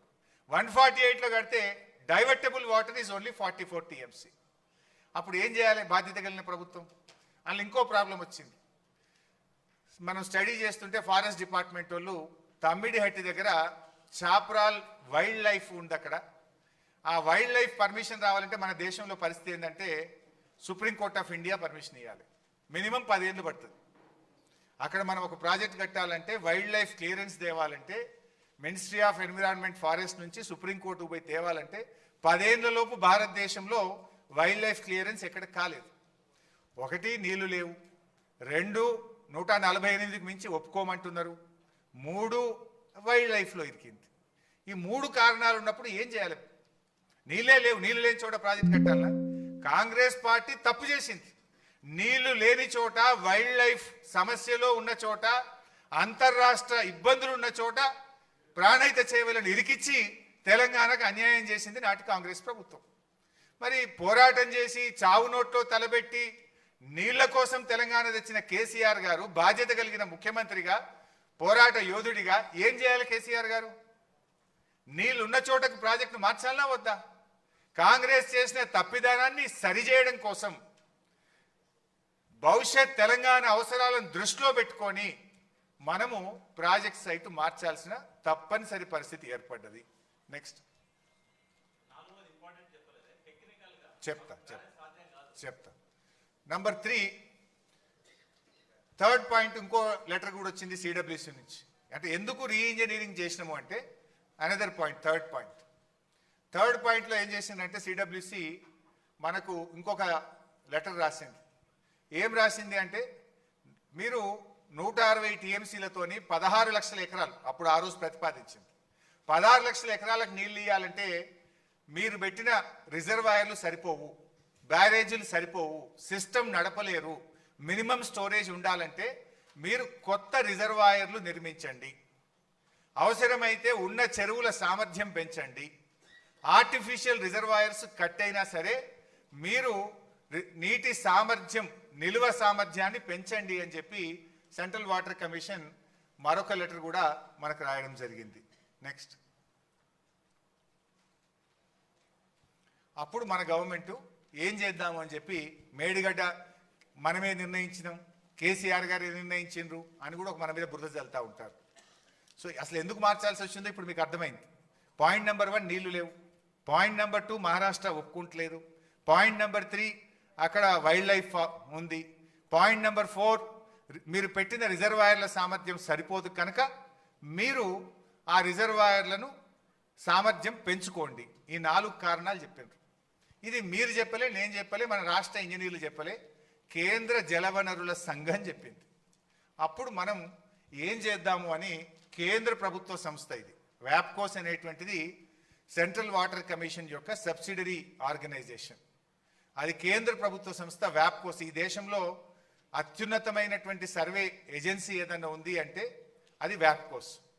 ఆ వ్యాప్కోస్ కూడా ఎందుకు ఇచ్చినాము అంటే ఆనాడు ప్రాణహిత చేవెళ్ల ప్రాజెక్టు కూడా వ్యాప్కోస్కే అప్పటి కాంగ్రెస్ ప్రభుత్వం ఇచ్చింది.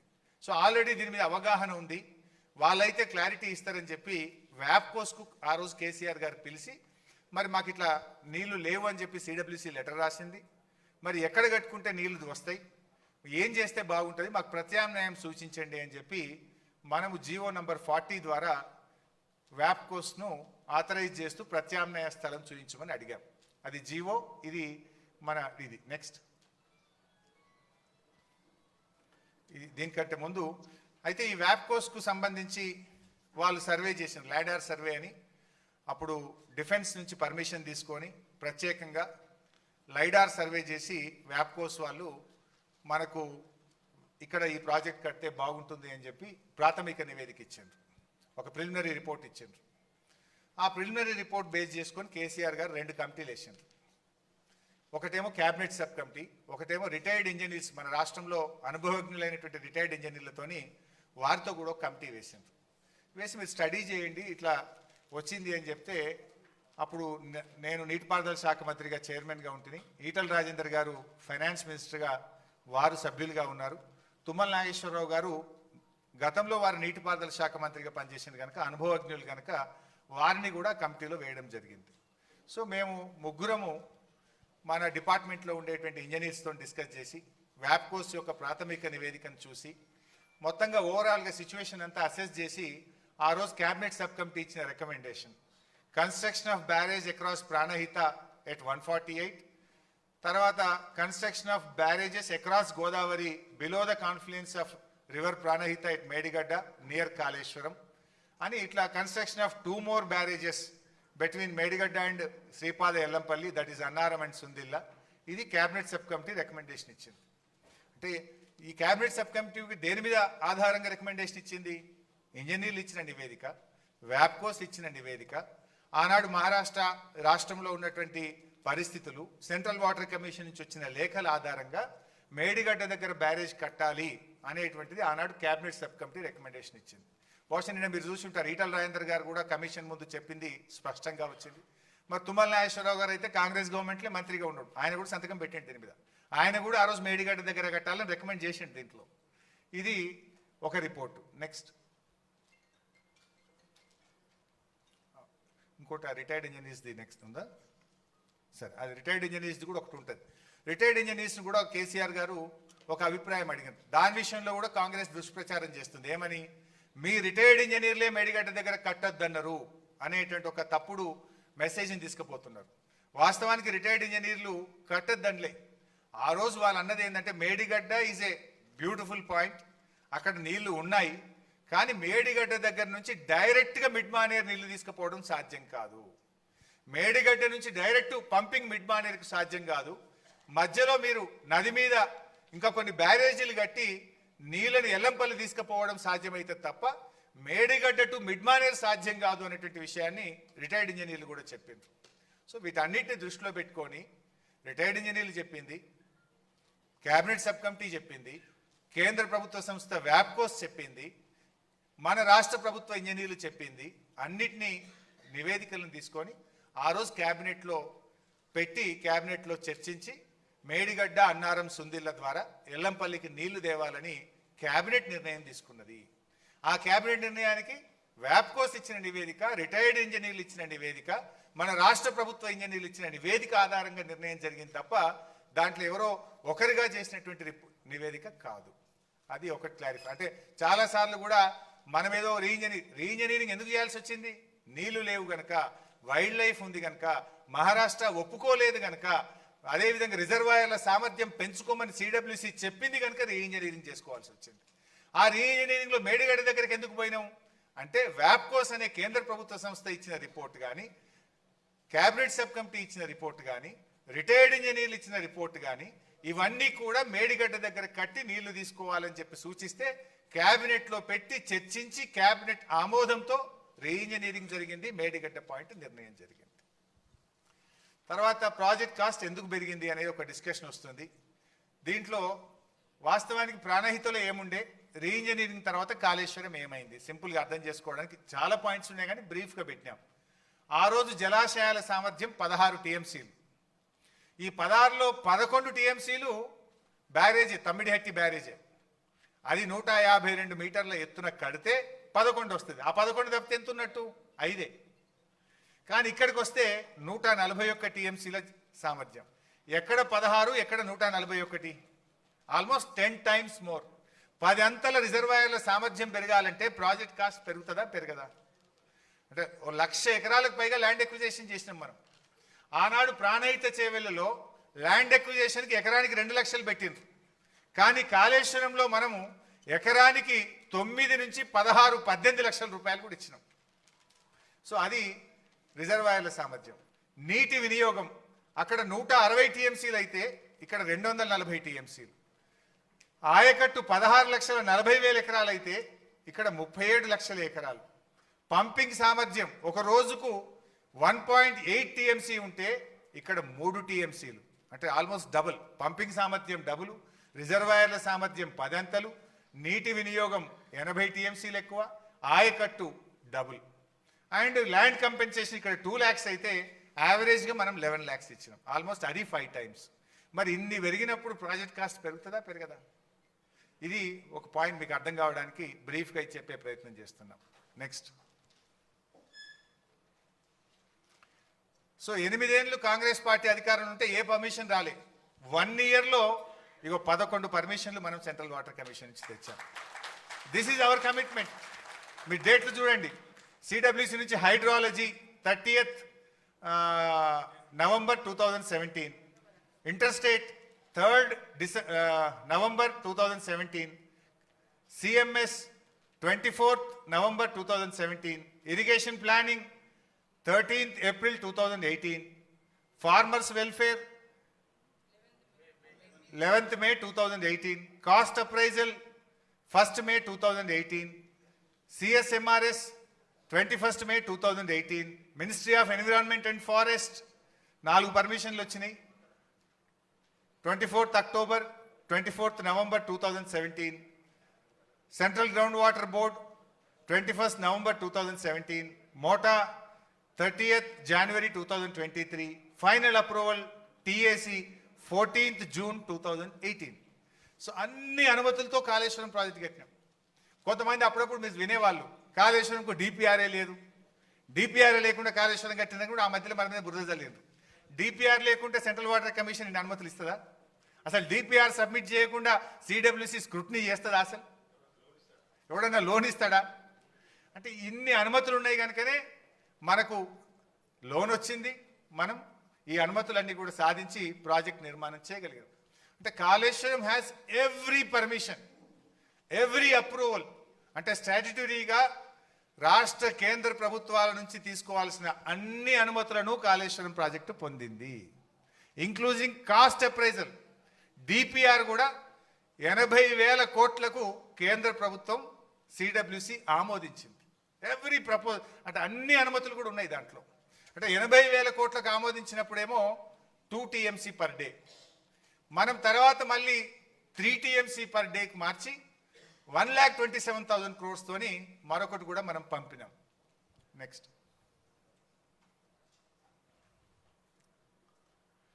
సో రీఇంజనీరింగ్తో గోదావరి నది ఎట్లా సజీవమైంది అనేది కూడా మనం చెప్పినాం. Sriram Sagar 74 kilometers back water, Sadarmat 17 kilometers, Yellampalli 36 kilometers, Annaram barrage 32 kilometers, Sundilla 31 kilometers, Medigadda barrage 42 kilometers, మనం కట్టిన సమ్మక్క బ్యారేజ్, ఇది దేవాదుల ప్రాజెక్టుకు ఉపయోగపడే సమ్మక్క బ్యారేజ్తో 30 kilometers, సీతమ్మ సాగర్తో 50 kilometers. అంటే తెలంగాణలో 750 kilometers గోదావరి నది ప్రవహిస్తే 365 రోజులు all along the year 312 kilometers Godavari నది సజీవంగా ఉండేటట్టుగా బీఆర్ఎస్ ప్రభుత్వం చేసిన కృషి వల్ల అది సాధ్యమైంది. దానివల్ల ఏమైంది? 312 kilometers ఎప్పుడు చూసినా నీళ్ళే ఉంటాయి. దాంతో మీ గ్రౌండ్ వాటర్ పెరుగుతుంది, ఫిషింగ్ యాక్టివిటీ పెరుగుతుంది, అనేక రకాలుగా రాష్ట్రానికి మేలు జరిగే విధంగా మనం ఇట్లా ఈ రాష్ట్రాన్ని ముందు చూపుతో తీసుకుపోయినటువంటి విషయం. నెక్స్ట్. ప్రాజెక్ట్ కాస్ట్ పెరిగింది అని కొంతమంది మాట్లాడుతున్నారు. ఐ కెన్ ఛాలెంజ్, మన రాష్ట్రంలోనే కాదు ఈ భారతదేశంలో ఎస్టిమేటెడ్ కాస్ట్తో ఒక్క ప్రాజెక్ట్ కూడా ఈ భారతదేశంలో ఇప్పటిదాకా పూర్తి కాలేదు. There is no project in the country. కానీ మన స్టేట్దే మీకు ఎగ్జాంపుల్గా చెప్పే ప్రయత్నం చేస్తున్నా. అంటే వీళ్ళు ఏం చేస్తుండ్రు, కాళేశ్వరం ప్రాజెక్ట్ కాస్ట్ పెరిగింది, పెంచిండ్రు అని చెప్తున్నారు. అసలు ఈ దేశంలో, ఈ రాష్ట్రంలో అతి తక్కువ పెరిగిన ప్రాజెక్ట్ కాస్ట్తో పూర్తి చేసిన project that is one and only project Kaleshwaram project. Nagarjuna Sagar 1954లో 122 కోట్లతో అంచనా వేసి ఎస్టిమేట్ చేసి పనులు స్టార్ట్ చేసిండ్రు. పూర్తయ్యే నాటికి 1183 కోట్లు, అంటే 9 రెట్లు పెరిగింది ప్రాజెక్ట్ కాస్ట్. 122 1183 కోట్లు అయింది. శ్రీరామ్ సాగర్ 40 కోట్లతో స్టార్ట్ అయితే 4300 కోట్లు అయింది. అది అంటే 107 టైమ్స్, 107 రెట్లు పెరిగింది శ్రీరామ్ సాగర్ ప్రాజెక్ట్.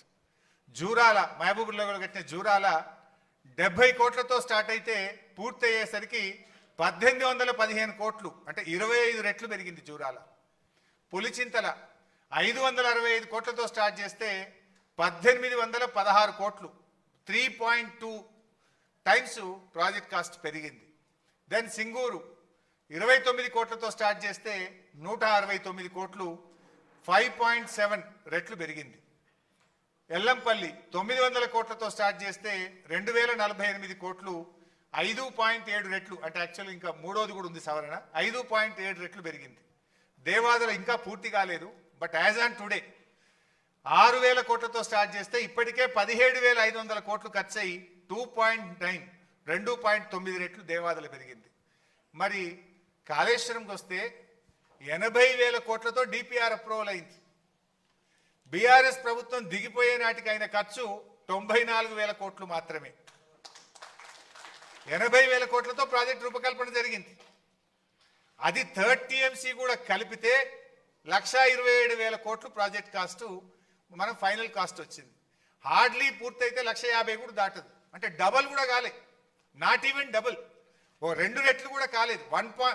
ఓన్లీ 0.5 పెరిగింది అంతే కాళేశ్వరం. మీరు ఏది చూసినా 9 రెట్లు, 107 రెట్లు, 25 రెట్లు, 3 రెట్లు, 5 రెట్లు, 5 రెట్లు, 2.9 రెట్లు. కానీ కాళేశ్వరం 0.5 మాత్రమే పెరిగింది. అంటే వీళ్ళు చేసేదంతా బట్టగాల్చి మీద వేసే ప్రయత్నము, దుష్ప్రచారం తప్ప కాళేశ్వరం ప్రాజెక్ట్ కాస్ట్ పెరిగింది అనేటువంటిది శుద్ధ తప్పు. ఈ రాష్ట్రంలోనే అతి తక్కువ ఎస్కలేషన్తో ఒక ప్రాజెక్టు కట్టబడ్డది అంటే అది కాళేశ్వరం ప్రాజెక్ట్. నెక్స్ట్, సరే, ఈ మధ్య కాంగ్రెస్ వాళ్ళు చాలా పంట పండింది, కాంగ్రెస్ వచ్చినాక ఇంత పంట పండింది అని చెప్తున్నారు ఈ మధ్యలో. మీరు, నేను అడుగుతున్న సీదా ఒకటే ముచ్చట, కాంగ్రెస్ ప్రభుత్వం వచ్చినాక ఒక ప్రాజెక్ట్ ఏదైనా పూర్తి చేసిండ్రా, ఒక చెక్ డ్యామ్ ఏమన్నా కట్టినరా, ఒక్క చెరువు ఏమన్నా కట్టినరా, ఒక్క ఎకరానికి ఏమన్నా అదనంగా నీళ్ళు ఇచ్చిండ్రా? ఏంది అసలు మీరు చేసింది ఏంది? ఇవాళ ఇంత అద్భుతంగా పంట పండిందంటే 10 ఏళ్ల బీఆర్ఎస్ ప్రభుత్వము, కేసీఆర్ గారు చేసిన కృషి. మిషన్ కాకతీయలో చెరువులు బాగా చేసినాం, పెండింగ్ ప్రాజెక్టులు పూర్తి చేసినాం. మీకు ఇంకా బెటర్ ఇలా లేదు ప్రజెంటేషన్లో, కానీ బీఆర్ఎస్ 9.5 సంవత్సరాల్లో 2 ఏళ్ళు కరోనా వచ్చింది, పనులు జరగలే.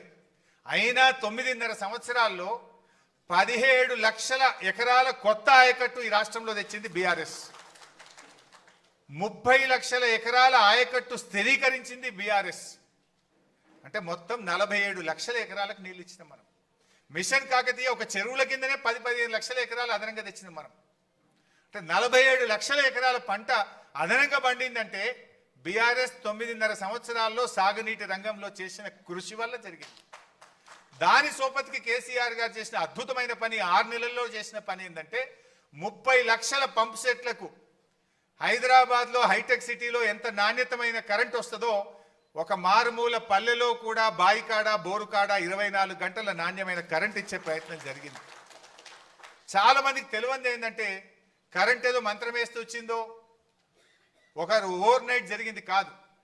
విద్యుత్ పంపిణీ వ్యవస్థను బలోపేతం చేయడానికి బీఆర్ఎస్ ప్రభుత్వ హయాములో 1,00,000 కోట్ల రూపాయలు ఖర్చు పెట్టడం జరిగింది. 1 lakh crores. అంటే 400 kV substations, 220 kV substations, 132 kV substations, 33/11 kV substations, additional distribution lines, distribution transformers, ఇట్లా కొన్ని 1,00,000 కోట్లు ఖర్చు పెడితే రైతులకు నాణ్యమైన 24 గంటల కరెంట్ వచ్చింది కనుక ఇవాళ ఈ పంట పండింది. కాంగ్రెస్ వాళ్ళు వచ్చినాక ఏమైనా కరెంటు మంచిగా చేస్తారా, నీళ్ళు ఇస్తారా? ఈ పంట పండింది అంటే మా ప్రభుత్వ కృషి వల్ల కేసీఆర్ గారి ముందు చూపు వల్ల తప్ప మీరు చేసింది ఏమీ కూడా లేదు. సో ఇవన్నీ కూడా మనం మరి నిజంగా మీరు చేసింది గొప్పతనం ఉంటే 2014 ముందు కాంగ్రెసే ఉంది కదా, మరి అప్పుడు ఎందుకు పంట వండలే? 2014 ముందు ఎందుకు పండలే? 2014 ముందు 68 లక్షల టన్నుల ఉత్పత్తి 2,70,00,000కి ఎట్లా పెరిగింది? అదేవిధంగా అదేమో వరి, అన్ని రకాల పంటలు కూడా 1,07,00,000 నుంచి 4,65,00,000 రూపాయలకు ఇలా ఉత్పత్తి పెరిగింది. ఇవన్నీ కూడా వ్యవసాయ రంగంలో, సాగునీటి రంగంలో, నెక్స్ట్ చేపల ఉత్పత్తిలో ఎట్లా పెరిగింది అనడానికి, నెక్స్ట్ గ్రౌండ్ వాటర్ ఎట్లా పెరిగింది. ఇప్పుడు ఒక పరోక్షంగా ఏంది, గ్రౌండ్ వాటర్ పెరగడం ద్వారా 30 లక్షల పంప్ సెట్లు ఉన్నాయి తెలంగాణలో. భూగర్భ జలాలు పెరిగితే ఈచ్ పంప్ సెట్ కింద 2 ఎకరాలు వేసుకున్న 60 లక్షల ఎకరాలు పంట పండుతుంది కదా. మరి అంతకు ముందు పెరగని గ్రౌండ్ వాటర్ ఎందుకు పెరిగింది? ఇప్పుడు చూస్తే మీరు ఓవరాల్గా 5.36 మీటర్స్ గ్రౌండ్ వాటర్ టేబుల్ పెరిగింది. ఎట్లా పెరిగింది? చెరువులు బాగా చేయడం ద్వారా, చెక్ డ్యామ్లు కట్టడం ద్వారా, పెండింగ్ ప్రాజెక్టులు పూర్తి చేయడం ద్వారా, రిజర్వాయర్లు కొత్తగా నిర్మించి నీళ్లు నింపడం ద్వారా, ఆయకట్టుకు నీళ్లు ఇవ్వడం ద్వారా, అదే అన్నాను చెరువులు, మిషన్ కాకతీయ ద్వారా, ఇవన్నీ కలిపితే ఈ 5.36 గ్రౌండ్ వాటర్ పెరిగింది. ఇది మన రిపోర్ట్ కాదు, కేంద్ర భూగర్భ జలశాఖ ఇచ్చిన report, central ground water department ఇచ్చినటువంటి రిపోర్ట్ ప్రకారమే 5.36 మీటర్స్ గ్రౌండ్ వాటర్ పెరిగి తెలంగాణలో అద్భుతమైన పంటలు పండడానికి ఉపయోగపడ్డది. నెక్స్ట్, సరే కాళేశ్వరం మీద ఇవాళ రోజుకొకడు ఒక బీజేపీ నాయకుడు ఒక్కొక్క బీజేపీ నాయకుడు ఒక తీరుగా మాట్లాడుతుండు. ఆనాడు ఢిల్లీలో కేంద్ర జలవనరుల శాఖ మంత్రిగా ఉన్నది నితిన్ గడ్కరీ గారు. ఆ నితిన్ గడ్కరీ గారు హైదరాబాద్ వచ్చినప్పుడు ఏం మాట్లాడిండో ఒక్కసారి చూడండి. तेलंगाना एक प्रगतिशील, समृद्ध और संपन्न राज्य है. हम अक्सर एक बात कहते हैं, मैंने रिट्रोस्पेक्टिव इस प्रोजेक्ट के लिए दी और मुझे खुशी है कि ये डैम कालेश्वरम के कारण हैदराबाद की भी पानी की समस्या को सुलझाया गया है. కాళేశ్వరం వల్ల ఇలా హైదరాబాద్ సమస్య, తాగునీటి సమస్య తీరింది, అద్భుతమైన పంటలు పండుతున్నాయి, ఈ ప్రాజెక్ట్ గొప్పది అని అనేక సందర్భాల్లో చెప్పారు గడ్కరీ గారు. ఇది ఒక హైదరాబాద్లో మీటింగ్ చెప్పినటువంటి విషయం. నెక్స్ట్, ఆనాటి మన గవర్నర్ నరసింహన్ గారు కూడా ఏం చెప్పారో ఒక్కసారి మీరు చూడండి. ఈ ముక్తేశ్వర్, ఈ ముక్తినాథ్లో ఈ పెట్టిన ఈ ప్రాజెక్ట్ మన రాష్ట్ర ప్రజలందరికీ నీళ్లు, తాగనీళ్ళకి, ఇరిగేషన్కి, ఇండస్ట్రీస్ అన్నిటికీ ఒక ముక్తి తీసుకొచ్చిన ఈ ముక్తినాథ్ భూమిలో తీసుకొచ్చే కాళేశ్వరం ప్రాజెక్ట్ కాబట్టి, సో కాళేశ్వరం ఎంత గొప్పగా పనిచేసింది అనేది వారు స్వయంగా విజిట్ చేసి చూసి, ప్రాజెక్ట్ను చూసి, ఆ రోజు ఈ ప్రాజెక్టు పనితీరును, ప్రాజెక్టు యొక్క ఫలితాలను అభినందించినటువంటి వ్యక్తి నరసింహన్ గారు. దెన్ సిడబ్ల్యూసి, ఎవరైతే మొత్తం ఈ దేశంలో సాగునీటి రంగానికి అథారిటీ ఉందో, సెంట్రల్ వాటర్ కమిషన్, దాని చైర్మన్, దాని head of the organisation Masood Hussain garu ఏమన్నారో ఒక్కసారి మీరు చూడండి. ఆయన వచ్చి విజిట్ చేసి ప్రాజెక్టులో మాట్లాడాడు. కాళేశ్వరం ప్రాజెక్టు పనులు జరుగుతున్న తీరుపై కేంద్ర జల సంఘం ప్రశంసల వర్షం కురిపించింది. The agencies which are working, the designs, their planning, execution, everything is by and large highly satisfactory. So project execution, design అన్నీ కూడా చాలా బాగుంది, హైలీ సాటిస్ఫాక్టరీ ఉందని ఇంకా చాలా చెప్పాడు ఆయన. మరి టైం తక్కువ ఉంటుందని నేను షార్ట్గా పెట్టినారు. డీటెయిల్డ్గా అసలు అద్భుతమైన పని జరుగుతుందని చెప్పి సిడబ్ల్యూసి చైర్మన్ మసూద్ హుసేన్ గారు కూడా అభినందించినటువంటి విషయం. నెక్స్ట్, చంద్రబాబు నాయుడు. కాళేశ్వరం మీరు అభివృద్ధి చేశారు, చాలా మంచి పని చేశారు. ఆయన కూడా కాళేశ్వరంను చాలా మంచి పని చేసిండ్రు, కాళేశ్వరం ద్వారా నీళ్ళు వచ్చాయని చెప్పిండు. సరే, ఆయన ఉంటాడు కదా తిక్కల మంత్రి, ఆయన కూడా ఏం చెప్పిండు, ఇప్పుడు ప్రస్తుత మంత్రి, అది కూడా చూడండి. నిజంగా దేశ చరిత్రలోనే మొట్టమొదటి కావచ్చు బహుశా. దీనికి ముఖ్యమంత్రి గారిని కూడా, వారికి కూడా అభినందనలు తెలియజేసుకుంటున్నాం. ఎందుకంటే అభ్యంతరం ఉన్న, ప్రాబ్లమ్స్లో ఉన్న ప్రాజెక్టులు ఆపేసి రీడిజైన్ చేస్తే పొరపాటు తప్పేం లేదు. మా కాంగ్రెస్ పార్టీ నాయకులు అసెంబ్లీలో ఈ ప్రాణహిత చేవెళ్ళ తుమ్మిడి చర్చ వస్తే ఆ కాంగ్రెస్లో ఒక నాయకుడు మేము ప్రిపేర్ అయ్యి రాలేదన్నాడు. ఆయన ఒక నాయకుడు అంటే ఎంత విచిత్రం అంటే, కానీ మనం ఒక బాధ్యతమైన పోస్ట్లో ఉన్నప్పుడు అది నేర్చుకోవాల్సిన అవసరం ఉన్నది. Next, water man of India, Magsaysay award గ్రహీత water man of India Rajender Singh garu ఏమన్నారో కూడా చూద్దాం. the Godavari before dry and dead river. Now, due to this project, flowing river, water come. जब पानी आ जाता है ना तो जीवन आ जाता है. जब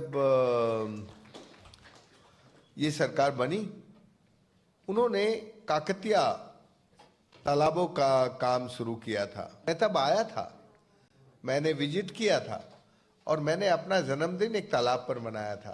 काकतिया मिशन को मैं अपने काम का रीएप्लीकेशन मानता हूँ. ये तेलंगाना राज्य पहले नंबर का राज्य है जिसने जो कह सकता है कि सबके पास जीने और पीने के लिए पानी है, सबके लिए खेती के लिए पानी है, उद्योग के लिए पानी है. ये बात अपने आप में कहना बहुत गौरव की बात होती है. इसलिए तेलंगाना मेरे दिल के पानी के मामले में बहुत करीब है. हम चाहते हैं कि ये जो तेलंगाना सरकार ने अच्छे काम किए हैं, इन कामों को देश भर के लोग देखें, इन कामों को देश भर के लोग समझें, इन अच्छे कामों को ये देश जाने. देखिए, लिंकिंग ऑफ చాలా డీటెయిల్గా ఉంది. నెక్స్ట్, యాక్చువల్గా మనము కార్పొరేషన్ ద్వారా అప్పులు తెచ్చారు అని కూడా మన మీద పదే పదే చెప్తున్నారు. యాక్చువల్గా బీఆర్ఎస్ ప్రభుత్వము అప్పు తెచ్చింది ఒక ప్రైవేట్ ఆర్గనైజేషన్ దగ్గరనో కూర్చోబెట్టడాను, ప్రైవేట్ ఆర్గనైజేషన్ దగ్గరనో ఇంకెక్కడనో కాదు. మనం తెచ్చింది కేంద్ర ప్రభుత్వ సంస్థలు. ఒకటి పిఎఫ్సి, రెండు ఆర్ఈసి. కేంద్ర విద్యుత్ శాఖ కింద ఉండేటువంటి సంస్థలు పిఎఫ్సి, ఆర్ఈసి. అవి కేంద్ర ప్రభుత్వ సంస్థలు ఆడిట్ లేకుండా, డిపిఆర్ లేకుండా, అనుమతులు లేకుండా అప్పిస్తాయా? మనం తెచ్చింది ఎక్కడో, ఇప్పుడు ఈ కాంగ్రెస్ ప్రభుత్వం తెచ్చింది, భూములు కుదబెట్టి స్టాక్ ఎక్స్చేంజ్ దగ్గర పోయి బ్రోకర్కు 170 కోట్ల రూపాయల బ్రోకరేజ్ ఫీజు లంచం ఇచ్చి 10,000 కోట్ల అప్పు వీలు తెచ్చింది. కానీ మనము బాజాబ్తా రాష్ట్ర ప్రభుత్వం కేంద్ర ప్రభుత్వం దగ్గర అప్పు తెచ్చి కాళేశ్వరం ప్రాజెక్టు మనం నిర్మించడం జరిగింది. ఆ కేంద్ర ప్రభుత్వ సంస్థ ఆర్ఈసి ఏ కేటగిరీ సర్టిఫికేట్ ఇచ్చింది మనకు? Best execution project. అంటే వాళ్ళు దేశంలో అనేక మందికి అప్పులు ఇస్తారు, కానీ మాకు తెలంగాణ ప్రభుత్వంకు మేము అప్పిస్తే అది సద్వినియోగమైంది, ఒక్క పైసా కూడా డైవర్ట్ చేయకుండా ఇచ్చిన ప్రతి పైసా ప్రాజెక్టుకే ఖర్చు పెట్టిండ్రు, సత్వరమే పూర్తి చేసిండ్రు, ఫలితాలు అందించిండ్రు అని చెప్పి ఆ కేంద్ర ప్రభుత్వ సంస్థ ఆర్ఈసి మనకిచ్చిన ఏ గ్రేడ్ సర్టిఫికెట్. ప్రాజెక్ట్ పూర్తయినాక ఇచ్చిండ్రు. ప్రాజెక్ట్ ఇనాగ్రేషన్ అయినాక 19th January 2022. వాళ్ళు వట్టిగియ్యరు, వాళ్ళకు విజిలెన్స్ డిపార్ట్మెంట్ ఉంటుంది, వాళ్ళకొక దీని వెరిఫికేషన్ టీం ఉంటుంది.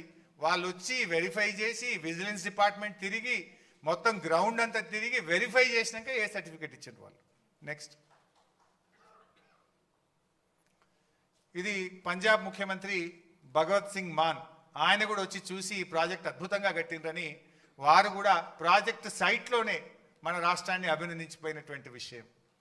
తర్వాత ఇది ఒక chief engineer, central water commission chief engineer KL Das అని, ఆయన మరీ అద్భుతంగా మాట్లాడింది. ఆయన అయితే అసలు Kaleshwaram project is engineering Marvel. అసలు నేను ఇంత గొప్ప ప్రాజెక్టును సిడబ్ల్యూసి చీఫ్ ఇంజనీర్గా నేను చూడలేదు. అనుమతులు ఇచ్చిన ప్రాజెక్టును మా పదవి కాలంలోనే పూర్తయి ఫలితాలు అందించిన ఒకే ఒక్క ప్రాజెక్టు కాళేశ్వరం ప్రాజెక్ట్ అన్నారు. జనరల్గా సిడబ్ల్యూసి అనుమతి ఇస్తే వాడు రిటైర్ అయిపోయినాకనో, ముసలోడు అయినాకనో, చచ్చిపోయినాకనో ప్రాజెక్ట్ పూర్తవుతుంది. నర్మదా ప్రాజెక్టు 30 ఏళ్ళు అయింది, కానీ నేను అనుమతి ఇచ్చి నేను చీఫ్ ఇంజనీర్గా ఉండంగానే ఈ ప్రాజెక్టు పూర్తయింది అని చెప్పి ఆ CWC chief engineer KL Das గారు ఆ సైట్లో విజిట్ చేసి అభినందించినటువంటి విషయం. ఇన్ఫ్యాక్ట్ నేను ఇక్కడ ఇంకో పాయింట్ కూడా చెప్పాలి.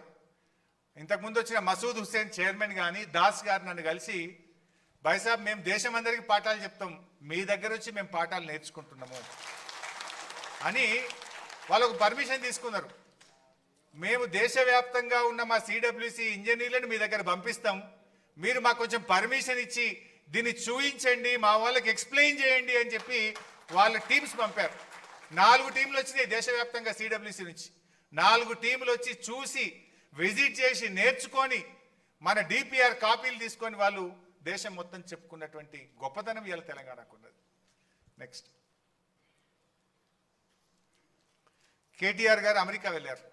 అమెరికాలో ఉన్నటువంటి యూనివర్సిటీ మనకు enduring symbol of engineering progress and partnership అవార్డును American society of civil engineers Kaleshwaram ప్రాజెక్ట్కి ఇచ్చినటువంటి అవార్డు అది. అక్కడ మాట్లాడడానికి పిలిచారు American society of civil engineers ఈ కాళేశ్వరం గొప్పదనం గురించి అమెరికాలో వాళ్ళు గుర్తించి మీరు రండి మీ రాష్ట్రం తరఫున వచ్చి మా దగ్గర మాట్లాడండి ప్రాజెక్ట్ ప్రజెంటేషన్ ఇవ్వండి అంటే ఆ రోజు కేటీఆర్ గారు వెళ్ళి ప్రజెంటేషన్ ఇవ్వడం అక్కడ అందరు కూడా చప్పట్లతో మొత్తం హాల్ అంతా మారుమోగిపోయినటువంటి పరిస్థితి ఆ రోజు మనకు వచ్చినటువంటి అవార్డు. నెక్స్ట్, ఈ మధ్య సుప్రీంకోర్టు కూడా ప్రపంచంలోనే అతిపెద్ద ఎత్తిపోతల పథకం అద్భుతమైన ప్రాజెక్టు కాళేశ్వరం అని చెప్పి సుప్రీంకోర్టు కూడా ఈ మధ్య కాలంలో మాట్లాడినటువంటి వార్త ఇది మీరు చూడొచ్చు, ఈనాడు దినపత్రికలో వచ్చింది. మన హైకోర్టు జడ్జెస్ ఒక టీమ్ ఆఫ్ జడ్జెస్ వెళ్ళి విజిట్ చేశారు ఒకసారి. ఇది I think in the year 2019 or 20 ఆ టైంలో వాళ్ళు వెళ్ళి అసలు కాళేశ్వరం అద్భుతం, ఇంజనీర్ల పనితీరు అభినందనీయం అని చెప్పి ఆ రోజు high court chief justice and team of judges కూడా వెళ్ళి మన ప్రాజెక్ట్ను అభినందించినటువంటి విషయం. నెక్స్ట్, సరే ఇందాక నేను చెప్పిన ఒక ఎకరానికి నీళ్లు రాలేదు అంటే ఏ రకంగా నీళ్లు వచ్చినాయి అనేటువంటిది డీటెయిల్డ్గా ఇరిగేషన్ డిపార్ట్మెంటు అసెంబ్లీలో వైట్ పేపర్ సందర్భంగా ఇచ్చిండ్రు. ఇరిగేషన్ డిపార్ట్మెంటు కొత్తగా వచ్చిన కాంగ్రెస్ ప్రభుత్వానికి ఇచ్చినటువంటి రిపోర్ట్ ఇది. 20 లక్షల ఎకరాలకు కాళేశ్వరం ప్రాజెక్టు ద్వారా లబ్ధి జరిగింది. నెక్స్ట్, కాళేశ్వరం కుప్పగూలిందని ఎన్డీఎస్ఏ చెప్పిందని ఒక దుష్ప్రచారం చేస్తూ ఉన్నారు. వాస్తవానికి ఎన్డీఎస్ఏ ఏం చెప్పింది అనేది కూడా అక్కడ మనం మెన్షన్ చేసినాం. చాలా స్పష్టంగా చెప్పింది ఎన్డీఎస్ఏ. ఇది ఎన్డీఎస్ఏ రిపోర్ట్లో నుంచి చెప్తున్నటువంటి పాయింట్.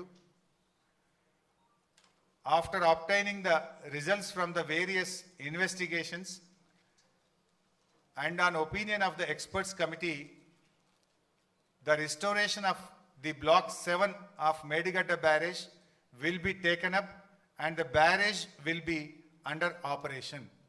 చాలా స్పష్టంగా వాళ్ళు 7th బ్లాక్ను తీసి మళ్ళీ కట్టడం ద్వారా బ్యారేజ్ను ఆపరేషన్లోకి తీసుకురావచ్చు అని ఎన్డీఎస్ఏ చెప్పినటువంటి నివేదికలో స్పష్టంగా ఉంది. కానీ వీళ్ళు కాళేశ్వరమే కుప్పగూలింది మొత్తానికే పోయింది అంటున్నారు. ఎన్డీఎస్ఏ ఓన్లీ బ్లాక్ 7ను తీసి మీరు కొత్త బ్లాక్ మళ్ళీ కట్టడం ద్వారా దాన్ని ఆపరేషన్లోకి తీసుకురావచ్చు అని చెప్పి ఎన్డీఎస్ఏ తన నివేదికలో చాలా స్పష్టంగా చెప్పింది. ఇప్పటికి ఏడాది అర్థమైపోయింది. నెక్స్ట్, తర్వాత ప్రాజెక్ట్ నిర్మాణంలో నాణ్యత లేదు, డిజైన్లో లోపం ఉందని కూడా పదే మన మీద బురద జల్లే ప్రయత్నం చేస్తారు. కాళేశ్వరం ప్రాజెక్ట్ కట్టిన తర్వాత 2022వ సంవత్సరంలో గోదావరి నది 500 ఏండ్ల చరిత్రలో 500 yearsలో ఎప్పుడు రానంత వరద 29 లక్షల క్యూసెక్కుల వరదను తట్టుకొని ఆ మేడిగడ్డ బ్యారేజ్ నిలబడ్డది. నిజంగా డిజైన్ లోపం ఉంటేనో క్వాలిటీ లేకపోతేనో నది చరిత్రలో రానంత వరద 500 ఏండ్లలో రానంత వరద 29 లక్షల క్యూసెక్కుల వరదను తట్టుకొని మేడిగడ్డ బ్యారేజ్ నిలబడ్డది. అంటే ఎక్కడ కూడా అటువంటి డిజైన్ లోపం లేదు. ఈవెన్ ఆ 2 పిల్లర్లు కుంగిన తర్వాత కూడా కాంగ్రెస్ పార్టీ మినిమం జాగ్రత్తలు తీసుకోక ఇది ఆయన కొట్టకపోతే బాగుండని ఇడిచిపెట్టారు. అయినా కూడా 2023లో 15 లక్షల క్యూసెక్కుల వరద వచ్చినా కూడా మేడిగడ్డ చెక్కు చెదరకుండా నిలబడ్డదంటే అక్కడ ఎటువంటి నాణ్యత లోపం లేదు. యాక్చువల్గా ఒక ఎర్త్క్వేక్ కూడా వచ్చింది. ఈ మధ్య ఒక రిపోర్ట్ కూడా వస్తుంది, గోదావరి నది ఆ లోయలో ఒక ఎర్త్క్వేక్ కూడా వచ్చింది అనేటువంటిది ఈ మధ్య ఎన్ఆర్ఎస్ఏ వాళ్ళు కూడా ఒక రిపోర్ట్లో చెప్తున్నారు. సరే, what ever is the reason, earthquake వల్ల జరిగిందా దేని వల్ల జరిగింది చిన్నపాటి 2 పిల్లర్ల కుంగుబాటు. అచ్చా, ఎర్త్క్వేక్ వచ్చిన దాని తర్వాత ఎర్త్క్వేక్ కూడా వచ్చింది. ఆ ఎర్త్క్వేక్ను తట్టుకొని కూడా అది నిలబడ్డది. సో ఎర్త్క్వేక్ వచ్చినా ఇబ్బంది రాలేదు, 29 లక్షల క్యూసెక్కుల వరద వచ్చినా ఇబ్బంది రాలేదు. అంటే ఆ ప్రాజెక్టులో ఎక్కడ కూడా నాణ్యత లోపమో ఇంకోటో లేదు. అది జరిగింది కేవలం 2 పిల్లర్ల కుంగుబాటు మాత్రమే. నెక్స్ట్, ఇక పదే ఎలక్షన్ల ముందు రాహుల్ గాంధీ నుంచి మొదలుకుంటే రేవంత్ రెడ్డి దాకా 1,00,000 కోట్ల అవినీతి జరిగింది, 1,00,000 కోట్ల అవినీతి జరిగింది అన్నారు. అసలు బీఆర్ఎస్ హయాంలో మొత్తం ప్రాజెక్టు మీద పెట్టిన ఖర్చే 94,000 కోట్లు. ఇక 1,00,000 కోట్ల అవినీతి ఎడికెళ్ళవుతుంది? అంటే ఎంత గోబల్స్ ప్రచారం చేసిండ్రు అనడానికి ఇది ఒక ఉదాహరణ. రేవంత్ రెడ్డికి పిల్లనిచ్చిన మామనే చెప్పిండు. ఆ వీడియో కూడా చూద్దాం. నెక్స్ట్ ఏం చెప్పిండో చూడండి ఒకసారి.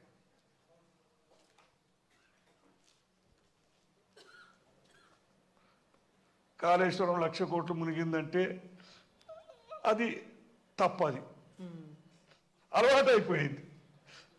1,00,000 కోట్లు కుంభకోణం అనే కాడికి వచ్చారు. 1,00,000 కోట్ల ప్రాజెక్టు 94,000 కోట్లు ఖర్చు అయితే 1,00,000 కోట్ల కుంభకోణం ఎట్లయితుంది? ఇవన్నీ కూడా రేవంత్ రెడ్డి చెప్తే బాగుండు, మనకు వాస్తవం కలగా పులగంగా చేసి మాట్లాడుతుంటాం. నెక్స్ట్ అంటే దుష్ప్రచారాలు ఎట్లుంటాయి అనడానికి ఇంకొక చిన్న ఉదాహరణ. కమిషన్ ముందు కాంగ్రెస్ నాయకులు కొంతమంది, కాంగ్రెస్కు వత్తాసు పాడినటువంటి కొంతమంది వ్యక్తులు పోయి రకరకాల గోబల్స్ ప్రచారం చేసేవాళ్ళు. కమిషన్ ముందు పోవుడు, తెల్లారి వచ్చి మీడియా ముంగట మాట్లాడు, తెల్లారి పేపర్లలో పతాక శీర్షికన వార్తలు రావడం. ఒకరోజు ఏమొచ్చింది, కాళేశ్వరం డిపిఆర్కు 677 కోట్ల, అన్ని పేపర్లు వచ్చింది, ఇట్స్ నాట్ ఇది, మోస్ట్ ఆఫ్ ద పేపర్స్. అందులో చూడండి మీరు, లెక్కలన్నీ ఉన్నాయి, అబద్ధాలు చెప్పొద్దు, జలసంఘం లెక్కల్ని దాచిపెట్టారా, మాజీ అధికారులపై ఫైర్. సో అందులో మీరు చూస్తే బ్యారేజీ డిపిఆర్ల తయారీకి వ్యాప్కోసు 677 కోట్లు ఏ విధంగా చెల్లించారని కాళేశ్వరం విచారణ కమిషన్ ప్రశ్నించిందని, మా దగ్గర అన్ని ఈఎన్సి నల్లా వెంకటేశ్వర్లు బుకాయించబోగా బిల్లుల చెల్లింపుల లెక్కలన్నీ తమ దగ్గర ఉన్నాయని, అబద్ధాలు చెప్పి తప్పించుకునే ప్రయత్నం చేయొద్దని మండిపడ్డది. అట్లా ఇట్లా వార్తలు వచ్చినాయి. ఓ లే మ్యాన్ పేపర్లు చదివితే ఏమనుకుంటాడు, అది గంత తిట్టిండ్రు, లెక్కలు మా దగ్గర ఉన్నాయంటుండ్రు, ఆధారాలు బాగా ఉన్నాయంటారు, నిజంగానే 677 కోట్లు ఇచ్చిండ్రా అని అనుకుంటారు కదా. ఆ పక్కన జీవో చూడండి, జీవో నంబర్ 40 2016, మేడిగడ్డ బ్యారేజ్ కట్టడానికి వ్యాప్కోస్ అనే కేంద్ర ప్రభుత్వ సంస్థకు మనం ఇచ్చింది 677 లక్షలు. ఆ జీవో చూడండి పక్కన, అంటే 6,77,00,000. అది మన గవర్నమెంట్ ఇచ్చే జీవో, అది 6,677,00,000. ఇక్కడ ఏంది 677 కోట్ల. అంటే ఇట్లా ఉంటాయి గోబల్స్ ప్రచారం. ఇచ్చింది 6 కోట్లు కానీ చెప్తుంది 677 కోట్లు. ఇది అన్ని పేపర్లు వస్తే నిజంగా లేమని ఏమనుకో, అంటే ఎట్లా దుష్ప్రచారం ఉందానికి ఇది ఒక ఉదాహరణ చెప్పే ప్రయత్నం చేస్తుంది. నెక్స్ట్ సరే, ఎన్డీఎస్ఏ సంగతి ఇట్లుంది. ఈ ఎన్డీఎస్ఏది ఒకసారి మీరు కూడా అర్థం చేసుకోవాలి, దీని వెనుక ఉన్న రాజకీయాన్ని కూడా అర్థం చేసుకోవాలి. ఇప్పుడు గోదావరి నది మీద మేడిగడ్డలో 2 పిల్లర్లు కుంగినాయి. కుంగిన 2 రోజులకి ఊరికొచ్చింది ఎన్డీఎస్ఏ, 2 రోజులకు వచ్చింది. అప్పుడు మనకు ఏమైంది, అప్పటికే ఎలక్షన్ కోడ్ ఆఫ్ కండక్ట్ వచ్చింది, నెల రోజుల్లో ఎలక్షన్స్ జరగబోతా ఉన్నాయి. ఎంత హడావిడిగా ఎన్డీఎస్ఏ వచ్చిందంటే, యాక్చువల్ రూల్ ఏం చెప్తుందంటే, ఆ రాష్ట్ర ప్రభుత్వం కోరితే ఎన్డీఎస్ఏ రావాలి, సలహా సూచన ఇవ్వాలి. మనం ఏం కోరలే, హడావిడిగా వచ్చింది, 2 రోజుల్లో వచ్చింది, 3 రోజుల రిపోర్ట్ ఇచ్చింది. అసెంబ్లీ ఎన్నికల ముందు ప్రాథమిక నివేదిక, పార్లమెంట్ ఎన్నికల ముందు మధ్యంతర నివేదిక, బీఆర్ఎస్ పార్టీ రజతోత్సవం జరుపుకుంటే తుది నివేదిక. కరెక్ట్గా టైంకి ఇస్తుంటుంది. దీనికంటే ఇంకా ముఖ్యమైన పాయింట్ నేను ఇక్కడ మీరు అర్థం చేసుకోవాల్సింది, ఇదే గోదావరి నది మీద అదే సెంట్రల్ వాటర్ కమిషన్, అదే ఎన్డీఎస్ఏ కట్టింది పోలవరం ప్రాజెక్టు. ఇదే గోదావరి జస్ట్ కింద, మేడిగడ్డ తర్వాత వచ్చేది మన సమ్మక్క బ్యారేజ్, దాని కింద సీతారామ బ్యారేజ్, దాని కింద లాస్ట్కి వచ్చేది పోలవరం. సో ఆ పోలవరం ప్రాజెక్టు ఇంకా చాలా ఇంపార్టెంట్ పాయింట్, మంచిగా వినాలి. ఆ పోలవరం ప్రాజెక్టుకు ఎవరు CEO? Polavaram is a national project, అంటే జాతీయ ప్రాజెక్ట్. కట్టేది ఎవరు? Central water commission. ఎన్డీఎస్సీ అంటే ఎవరు? సెంట్రల్ వాటర్ కమిషన్లో ఒక విభాగం. ఎన్డీఎస్సీలో ఎవరు పనిచేస్తారు? సిడబ్ల్యూసీ చీఫ్ ఇంజనీర్లే, సిడబ్ల్యూసీ ఇంజనీర్లే ఎన్డీఎస్సీలో పనిచేస్తారు. NDSC and CWC both are one and the same. వీళ్ళే అందులో పనిచేస్తారు, వాళ్ళే ఇంట్లో పనిచేస్తారు. సో మరి ఆ పోలవరం కట్టింది ఎవరు? CWC, NDSC.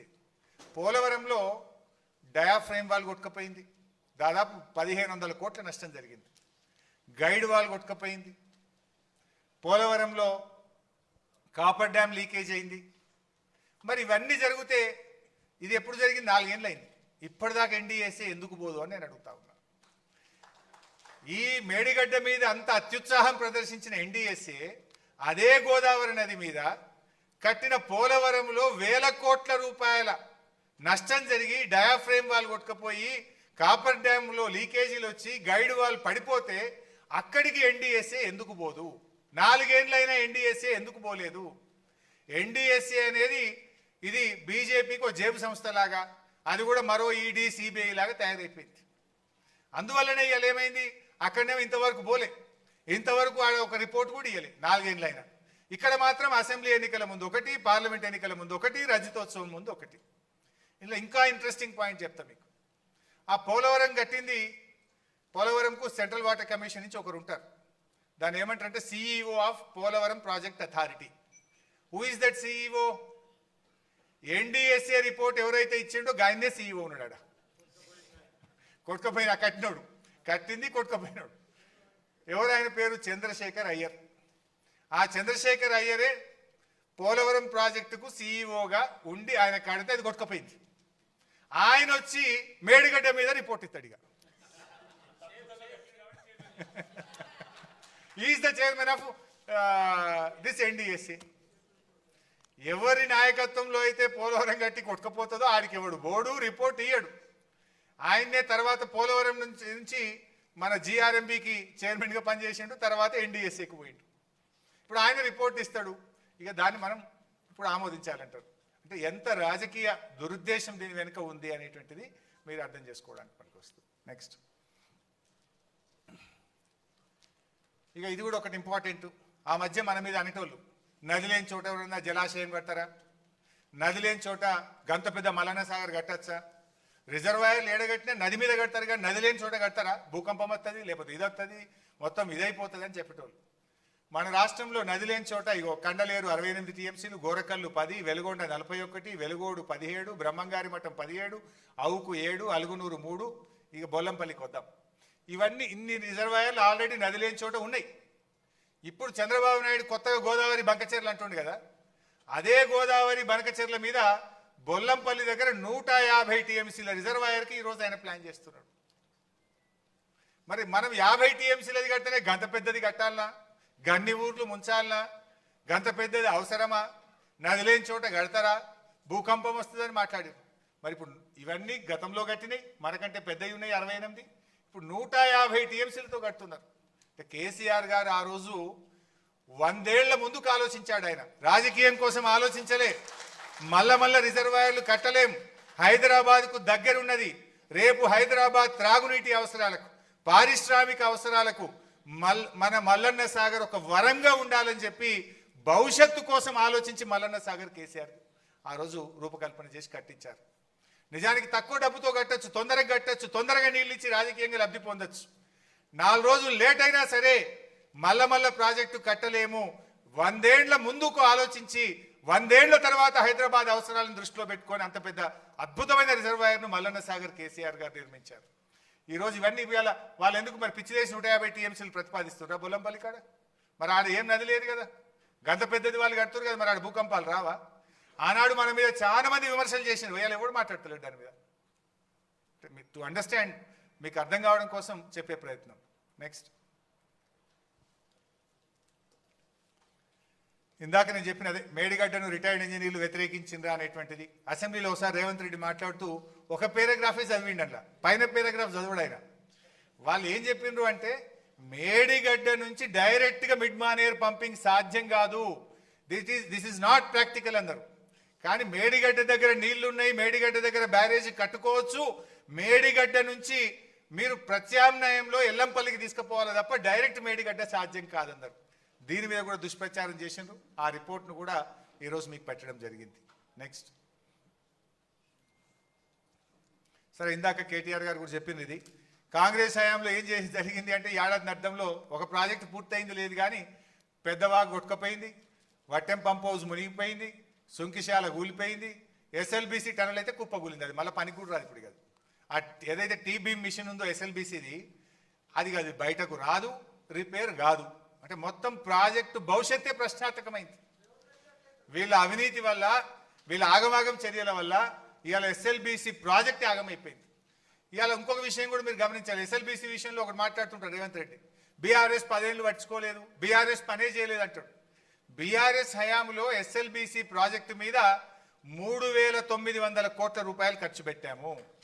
ఎస్ఎల్బీసీ టనల్లో ప్రాజెక్టులో భాగంగా దిండి రిజర్వాయర్ కట్టినాము, పెండ్లిపాక రిజర్వాయర్ కట్టినాము, 10 కిలోమీటర్లకు పైగా ఎస్ఎల్బీసీ టనల్ను బీఆర్ఎస్ హయాంలో పని చేసినాము. కానీ ఇది చెప్తలేరు వాళ్ళు. 1 కిలోమీటర్ తవ్వలేదు, 1 మీటర్ తవ్వలేదు అంటారు. 10 కిలోమీటర్ల టనల్ తవ్వినాం, దిండి బ్యాలెన్సింగ్ రిజర్వాయర్ కట్టినాం, పెండ్లిపాక రిజర్వాయర్ కట్టినాం. 3,900 కోట్ల రూపాయలు ఎస్ఎల్బిసి ప్రాజెక్ట్ మీద బీఆర్ఎస్ ప్రభుత్వం ఖర్చు పెట్టింది. ఇంకో క్లాసిక్ ఎగ్జాంపుల్, నిన్న పోయి గంధమల్ల ప్రాజెక్టుకు రేవంత్ రెడ్డి శంకుస్థాపన చేసిండు ఆలేరు కాన్స్టిట్యున్సీలో. మరి గంధమల్ల ఒకవైపు ఏమో కాళేశ్వరం గుప్పగూలింది అంటాడు, 1,00,000 కోట్లు పోయినాయి అంటాడు. మరి గంధమల్లకు నీళ్ళు ఆడికెళ్ళి వస్తాయి? గంధమల్లకు నీళ్ళు ఆడికెళ్ళి వస్తాయి? ఒక్కసారి మూసికి ఫస్ట్ పెట్టు బాబు, ఫస్ట్ మ్యాప్ పెట్టు ఒకసారి, very first of the presentation, మొట్టమొదటి. అంటే వాళ్ళు చెప్తున్నది అబద్ధం అనడానికి మీకు ఈజీగా అర్థం కావడానికి, Kaleshwaram is intact, Kaleshwaram project పనిచేస్తుంది కనుకనే హైదరాబాద్కు 30 టీఎంసీలు మూసీకి తెస్తా, హైదరాబాద్కు మంచినీళ్ళు తెస్తా అని టెండర్లు పిలిచిండు. తర్వాత ఇలా గంధమల్ల కొబ్బరికాయ కొట్టిండు. ఇగో ఇదే అనుకుంటా కదా గంధమల్ల, రైట్. ఇది కొండపోచమ్మ, ఇది కొండపోచమ్మ నుంచి బసవాపూర్ గంధమల్ల, ఇవి 2 ప్రాజెక్టులు. మరి నేను అనేది ఈ గంధమల్లకు నీళ్ళు ఎడికెళ్ళి రావాలి? ఇదంతా పనిచేస్తేనే కదా గంధమల్లకు నీళ్ళు వచ్చేది. మరి కాళేశ్వరం మొత్తం కుప్పగూలిపోతే గంధమల్లకు నీళ్ళు ఎడికెళ్ళి వస్తాయి? అంటే Kaleshwaram is intact, what is saying is wrong. ఎందుకంటే ఇగో ఇది మిడ్మానేర్ నుంచి అన్నపూర్ణ నుంచి రంగనాయక సాగర్ నుంచి మల్లన్న సాగర్ నుంచి కొండపోచమ్మ సాగర్, బసవాపూర్, గంధమల్ల. అంటే ఇవన్నీ నడిస్తేనే కదా వీడికి నీళ్ళు వచ్చేది. యాక్చువల్లీ ఆ గంధమల్ల కూడా ముందు మనం 9 టీఎంసీలు ఉండే, తర్వాత 4 టీఎంసీలకు తగ్గించినాం. అక్కడ ప్రజలు వద్దడం వల్ల ఆలస్యమైంది, లేకపోతే మిగతా అది కూడా అప్పుడే పూర్తయిపోతుండే. ప్రజల నుంచి రెసిస్టెన్స్ ఉండడం వల్ల స్లో అయింది. అంటే ఇలా కాళేశ్వరం మీద మొత్తం కూలిపోయింది అని రేవంత్ రెడ్డి చేసే ప్రచారం తానే చెప్పకనే చెప్పిండి ఏంటంటే కాళేశ్వరం ఇంటాక్ట్ ఉన్నది, కాళేశ్వరం పనిచేస్తుంది కనుకనే కాళేశ్వరం నుంచి హైదరాబాద్కి 30 టీఎంసీలు తెస్తా, మూసీలో నీళ్లు పోస్తా అంటుండు, గంధమల్లకు కూడా నీళ్లు తెస్తా అంటుండు. అంటే వాళ్ళే ఇలా కాంట్రడిక్టరీ ఉన్నటువంటి పరిస్థితి. నెక్స్ట్ లాస్ట్,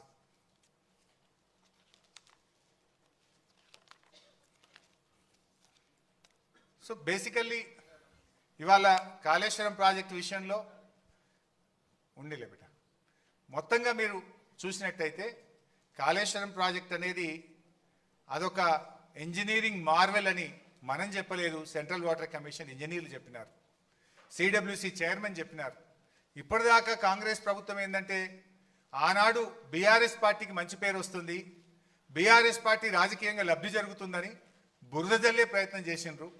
మరి అప్పుడు బురద జల్లేం కనుక ఇప్పుడు ఏదో ఒక విచారణ పేరు మీద విజిలెన్స్ అనో కమిషన్ అనో పెట్టి తాము చేసిన ఆరోపణలను నిజమని చెప్పించుకోవడానికి తాపత్రయపడుతుంది. అంటే రాజకీయంగా ఆలోచిస్తున్నారు తప్ప ప్రజల ప్రయోజనాల గురించి ఆలోచించడం లేదు. సో కాళేశ్వరం ఎందుకు రీఇంజనీరింగ్ జరిగిందో మీకు అర్థమైంది. అసలు బీఆర్ఎస్ ఎంత ప్రయత్నం చేసింది ప్రాణహితను కంటిన్యూ చేయడానికి చెప్పినాం. రీఇంజనీరింగ్ ఎందుకు జరిగిందో మీకు ఎక్స్ప్లెయిన్ చేసినాం. కాళేశ్వరం ఎంత ఇంటాక్ట్ ఉంది అంటే కేవలం ఇన్ని పియర్స్లో 85 మేడిగడ్డ దగ్గర, సుందిళ్లలో 74, అన్నారంలో 64, ఇన్ని పియర్స్లో 2 పియర్స్ కొంగినాయి తప్ప ఎవ్రీథింగ్ ఈజ్ ఇంటాక్ట్. సో ఇట్లా ఈ దుష్ప్రచారాన్ని మీరందరూ కూడా ప్రజలకు మనం వాస్తవాలు చెప్తూ ప్రభుత్వం మీద ఒత్తిడి తేవాల్సిన అవసరం ఉంది. ఇప్పుడు ఇలా లాస్ట్ ఇయర్ వర్షాలు బాగుపడ్డాయి కనుక ఇబ్బంది రాలే, మనం మిడ్మానేర్ నుంచి ఆపరేట్ చేసినాం. అనుకోకుండా ఒక డ్రౌట్ ఇయర్ వస్తే ఇలా కాళేశ్వరం మీద ఏంటంటే హైదరాబాద్కు 30 టీఎంసీల మంచినీళ్ళు, ఎన్ రూట్ విలేజెస్కు 10 టీఎంసీలు మంచినీళ్లకు, 16 టీఎంసీలు ఇండస్ట్రీకి వాడతాం. రేపు ఎక్కడన్నా కరువు వస్తే హైదరాబాద్ మంచినీళ్ళకి ఇబ్బంది అవుతుంది. ఎన్ రూట్ విలేజెస్ మేడ్చల్, కరీంనగర్, సిద్దిపేట్, మెదక్, జనగాం ఈ జిల్లాలకు మంచినీళ్ళకి ఇబ్బంది వస్తుంది. అండ్ ఇండస్ట్రీస్కి ఇస్తున్నటువంటి 16 టీఎంసీలతో కూడా ఇలా కోకోకోలా కంపెనీ వచ్చింది అక్కడ పెద్దది ములుగు ప్రాంతంలో. అట్లా వాటన్నిటికీ అనేక ఇండస్ట్రీస్ కూడా నీళ్ళు ఇస్తున్నాం. రేపు దానికి కూడా ఇబ్బంది వస్తుంది. అంతా ప్రభుత్వం బేషిజాలకు పోకుండా వెంటనే దాన్ని రిస్టోర్ చేసినట్టయితే రేపు ప్రతికూల పరిస్థితుల్లో కూడా ఈ రాష్ట్రానికి కల్పతరువు కాళేశ్వరం ప్రాజెక్టు. సో అలాంటి ప్రాజెక్టు మీద ఇంకా చిల్లర రాజకీయాలు మాని, చిల్లర ప్రచారాలు మాని, బేషిజాలకు పోకుండా ఇలా ప్రాజెక్టును రూపకల్పన చేయాల్సిన అవసరం ఉంది. సరే, అల్టిమేట్గా మనం ప్రజా ఉద్యమాలు చేద్దాం, ఒత్తిడి పెంచుదాం. ఎందుకంటే ఇలా మనం చెప్పిందల్లా కూడా కాంగ్రెస్ దుష్ప్రచారాలను పటాపంచలు చేయడం తప్ప ఇంకోటి లేదు. ఇవాళ కమిషన్ ముందుకు పోవడానికి ఏదో భయపడుతున్నా. ఎవరు భయపడుతున్నారని చెప్పి నీకు రేవంత్ రెడ్డికి? తప్పకుండా కాళేశ్వరం కమిషన్ ముందు మేము వెళ్తాం. మీరు చేసిన దుష్ప్రచారాలన్నీ కూడా పటాపంచలు చేస్తాం. దానికి ఎవరు భయపడేది లేదు. ప్రాణత్యాగానికే సిద్ధపడ్డ నాయకులు ఇలాంటి మీరు చేసే చిల్లర తాటాకు చప్పులకు భయపడే నాయకత్వం బీఆర్ఎస్ నాయకత్వం. డెఫినెట్గా మీరు చెప్పిన అబద్ధాలు గోబల్స్ అన్నింటినీ కూడా పటాపంచలు చేసి నిజాలన్నీ కాళేశ్వరం ముందు చెప్తామని చెప్పి కూడా మేము ఈ సందర్భంగా తెలియజేస్తూ, ఇంకేమైనా క్వశ్చన్స్ ఉంటే, ఏమైనా డౌట్స్ ఉంటే మీరు అడగండి క్లుప్తంగా. నేను I will try to conclude. Anybody?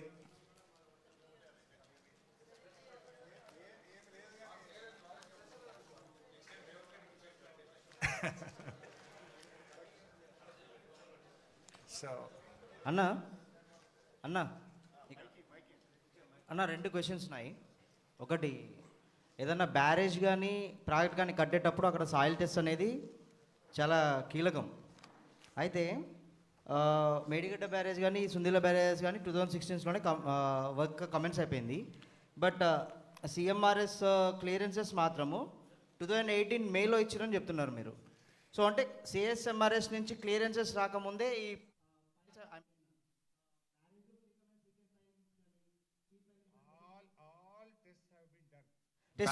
చెప్తాయి.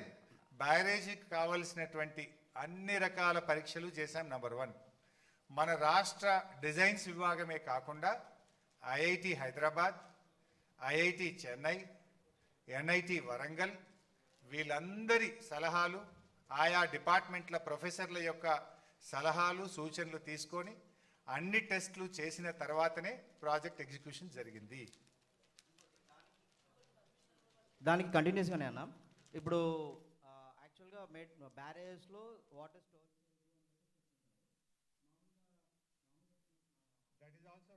అన్న నేను చెప్తాను. నేను ఒకటి నాకు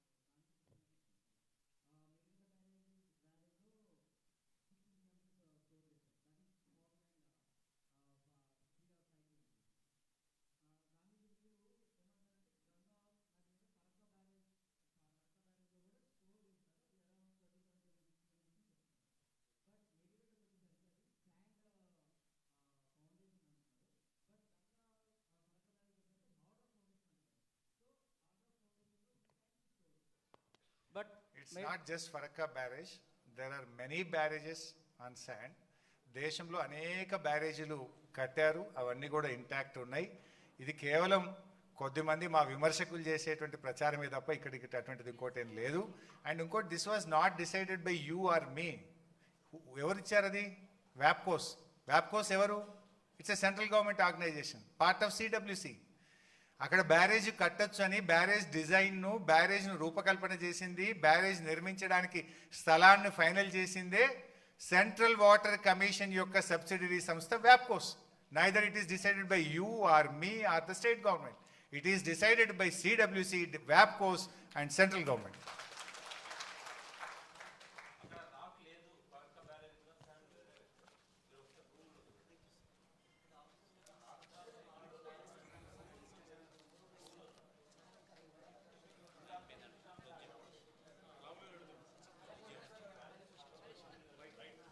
సో మిత్రులారా ముగిద్దాం. ఎట్లా రేపు ఆడ చెప్తాం కదా కమిషన్ ముందు, వాళ్ళకు ఉండే డౌట్స్ అన్ని కూడా క్లారిఫై చేస్తాం. Thank you very much. జై తెలంగాణ.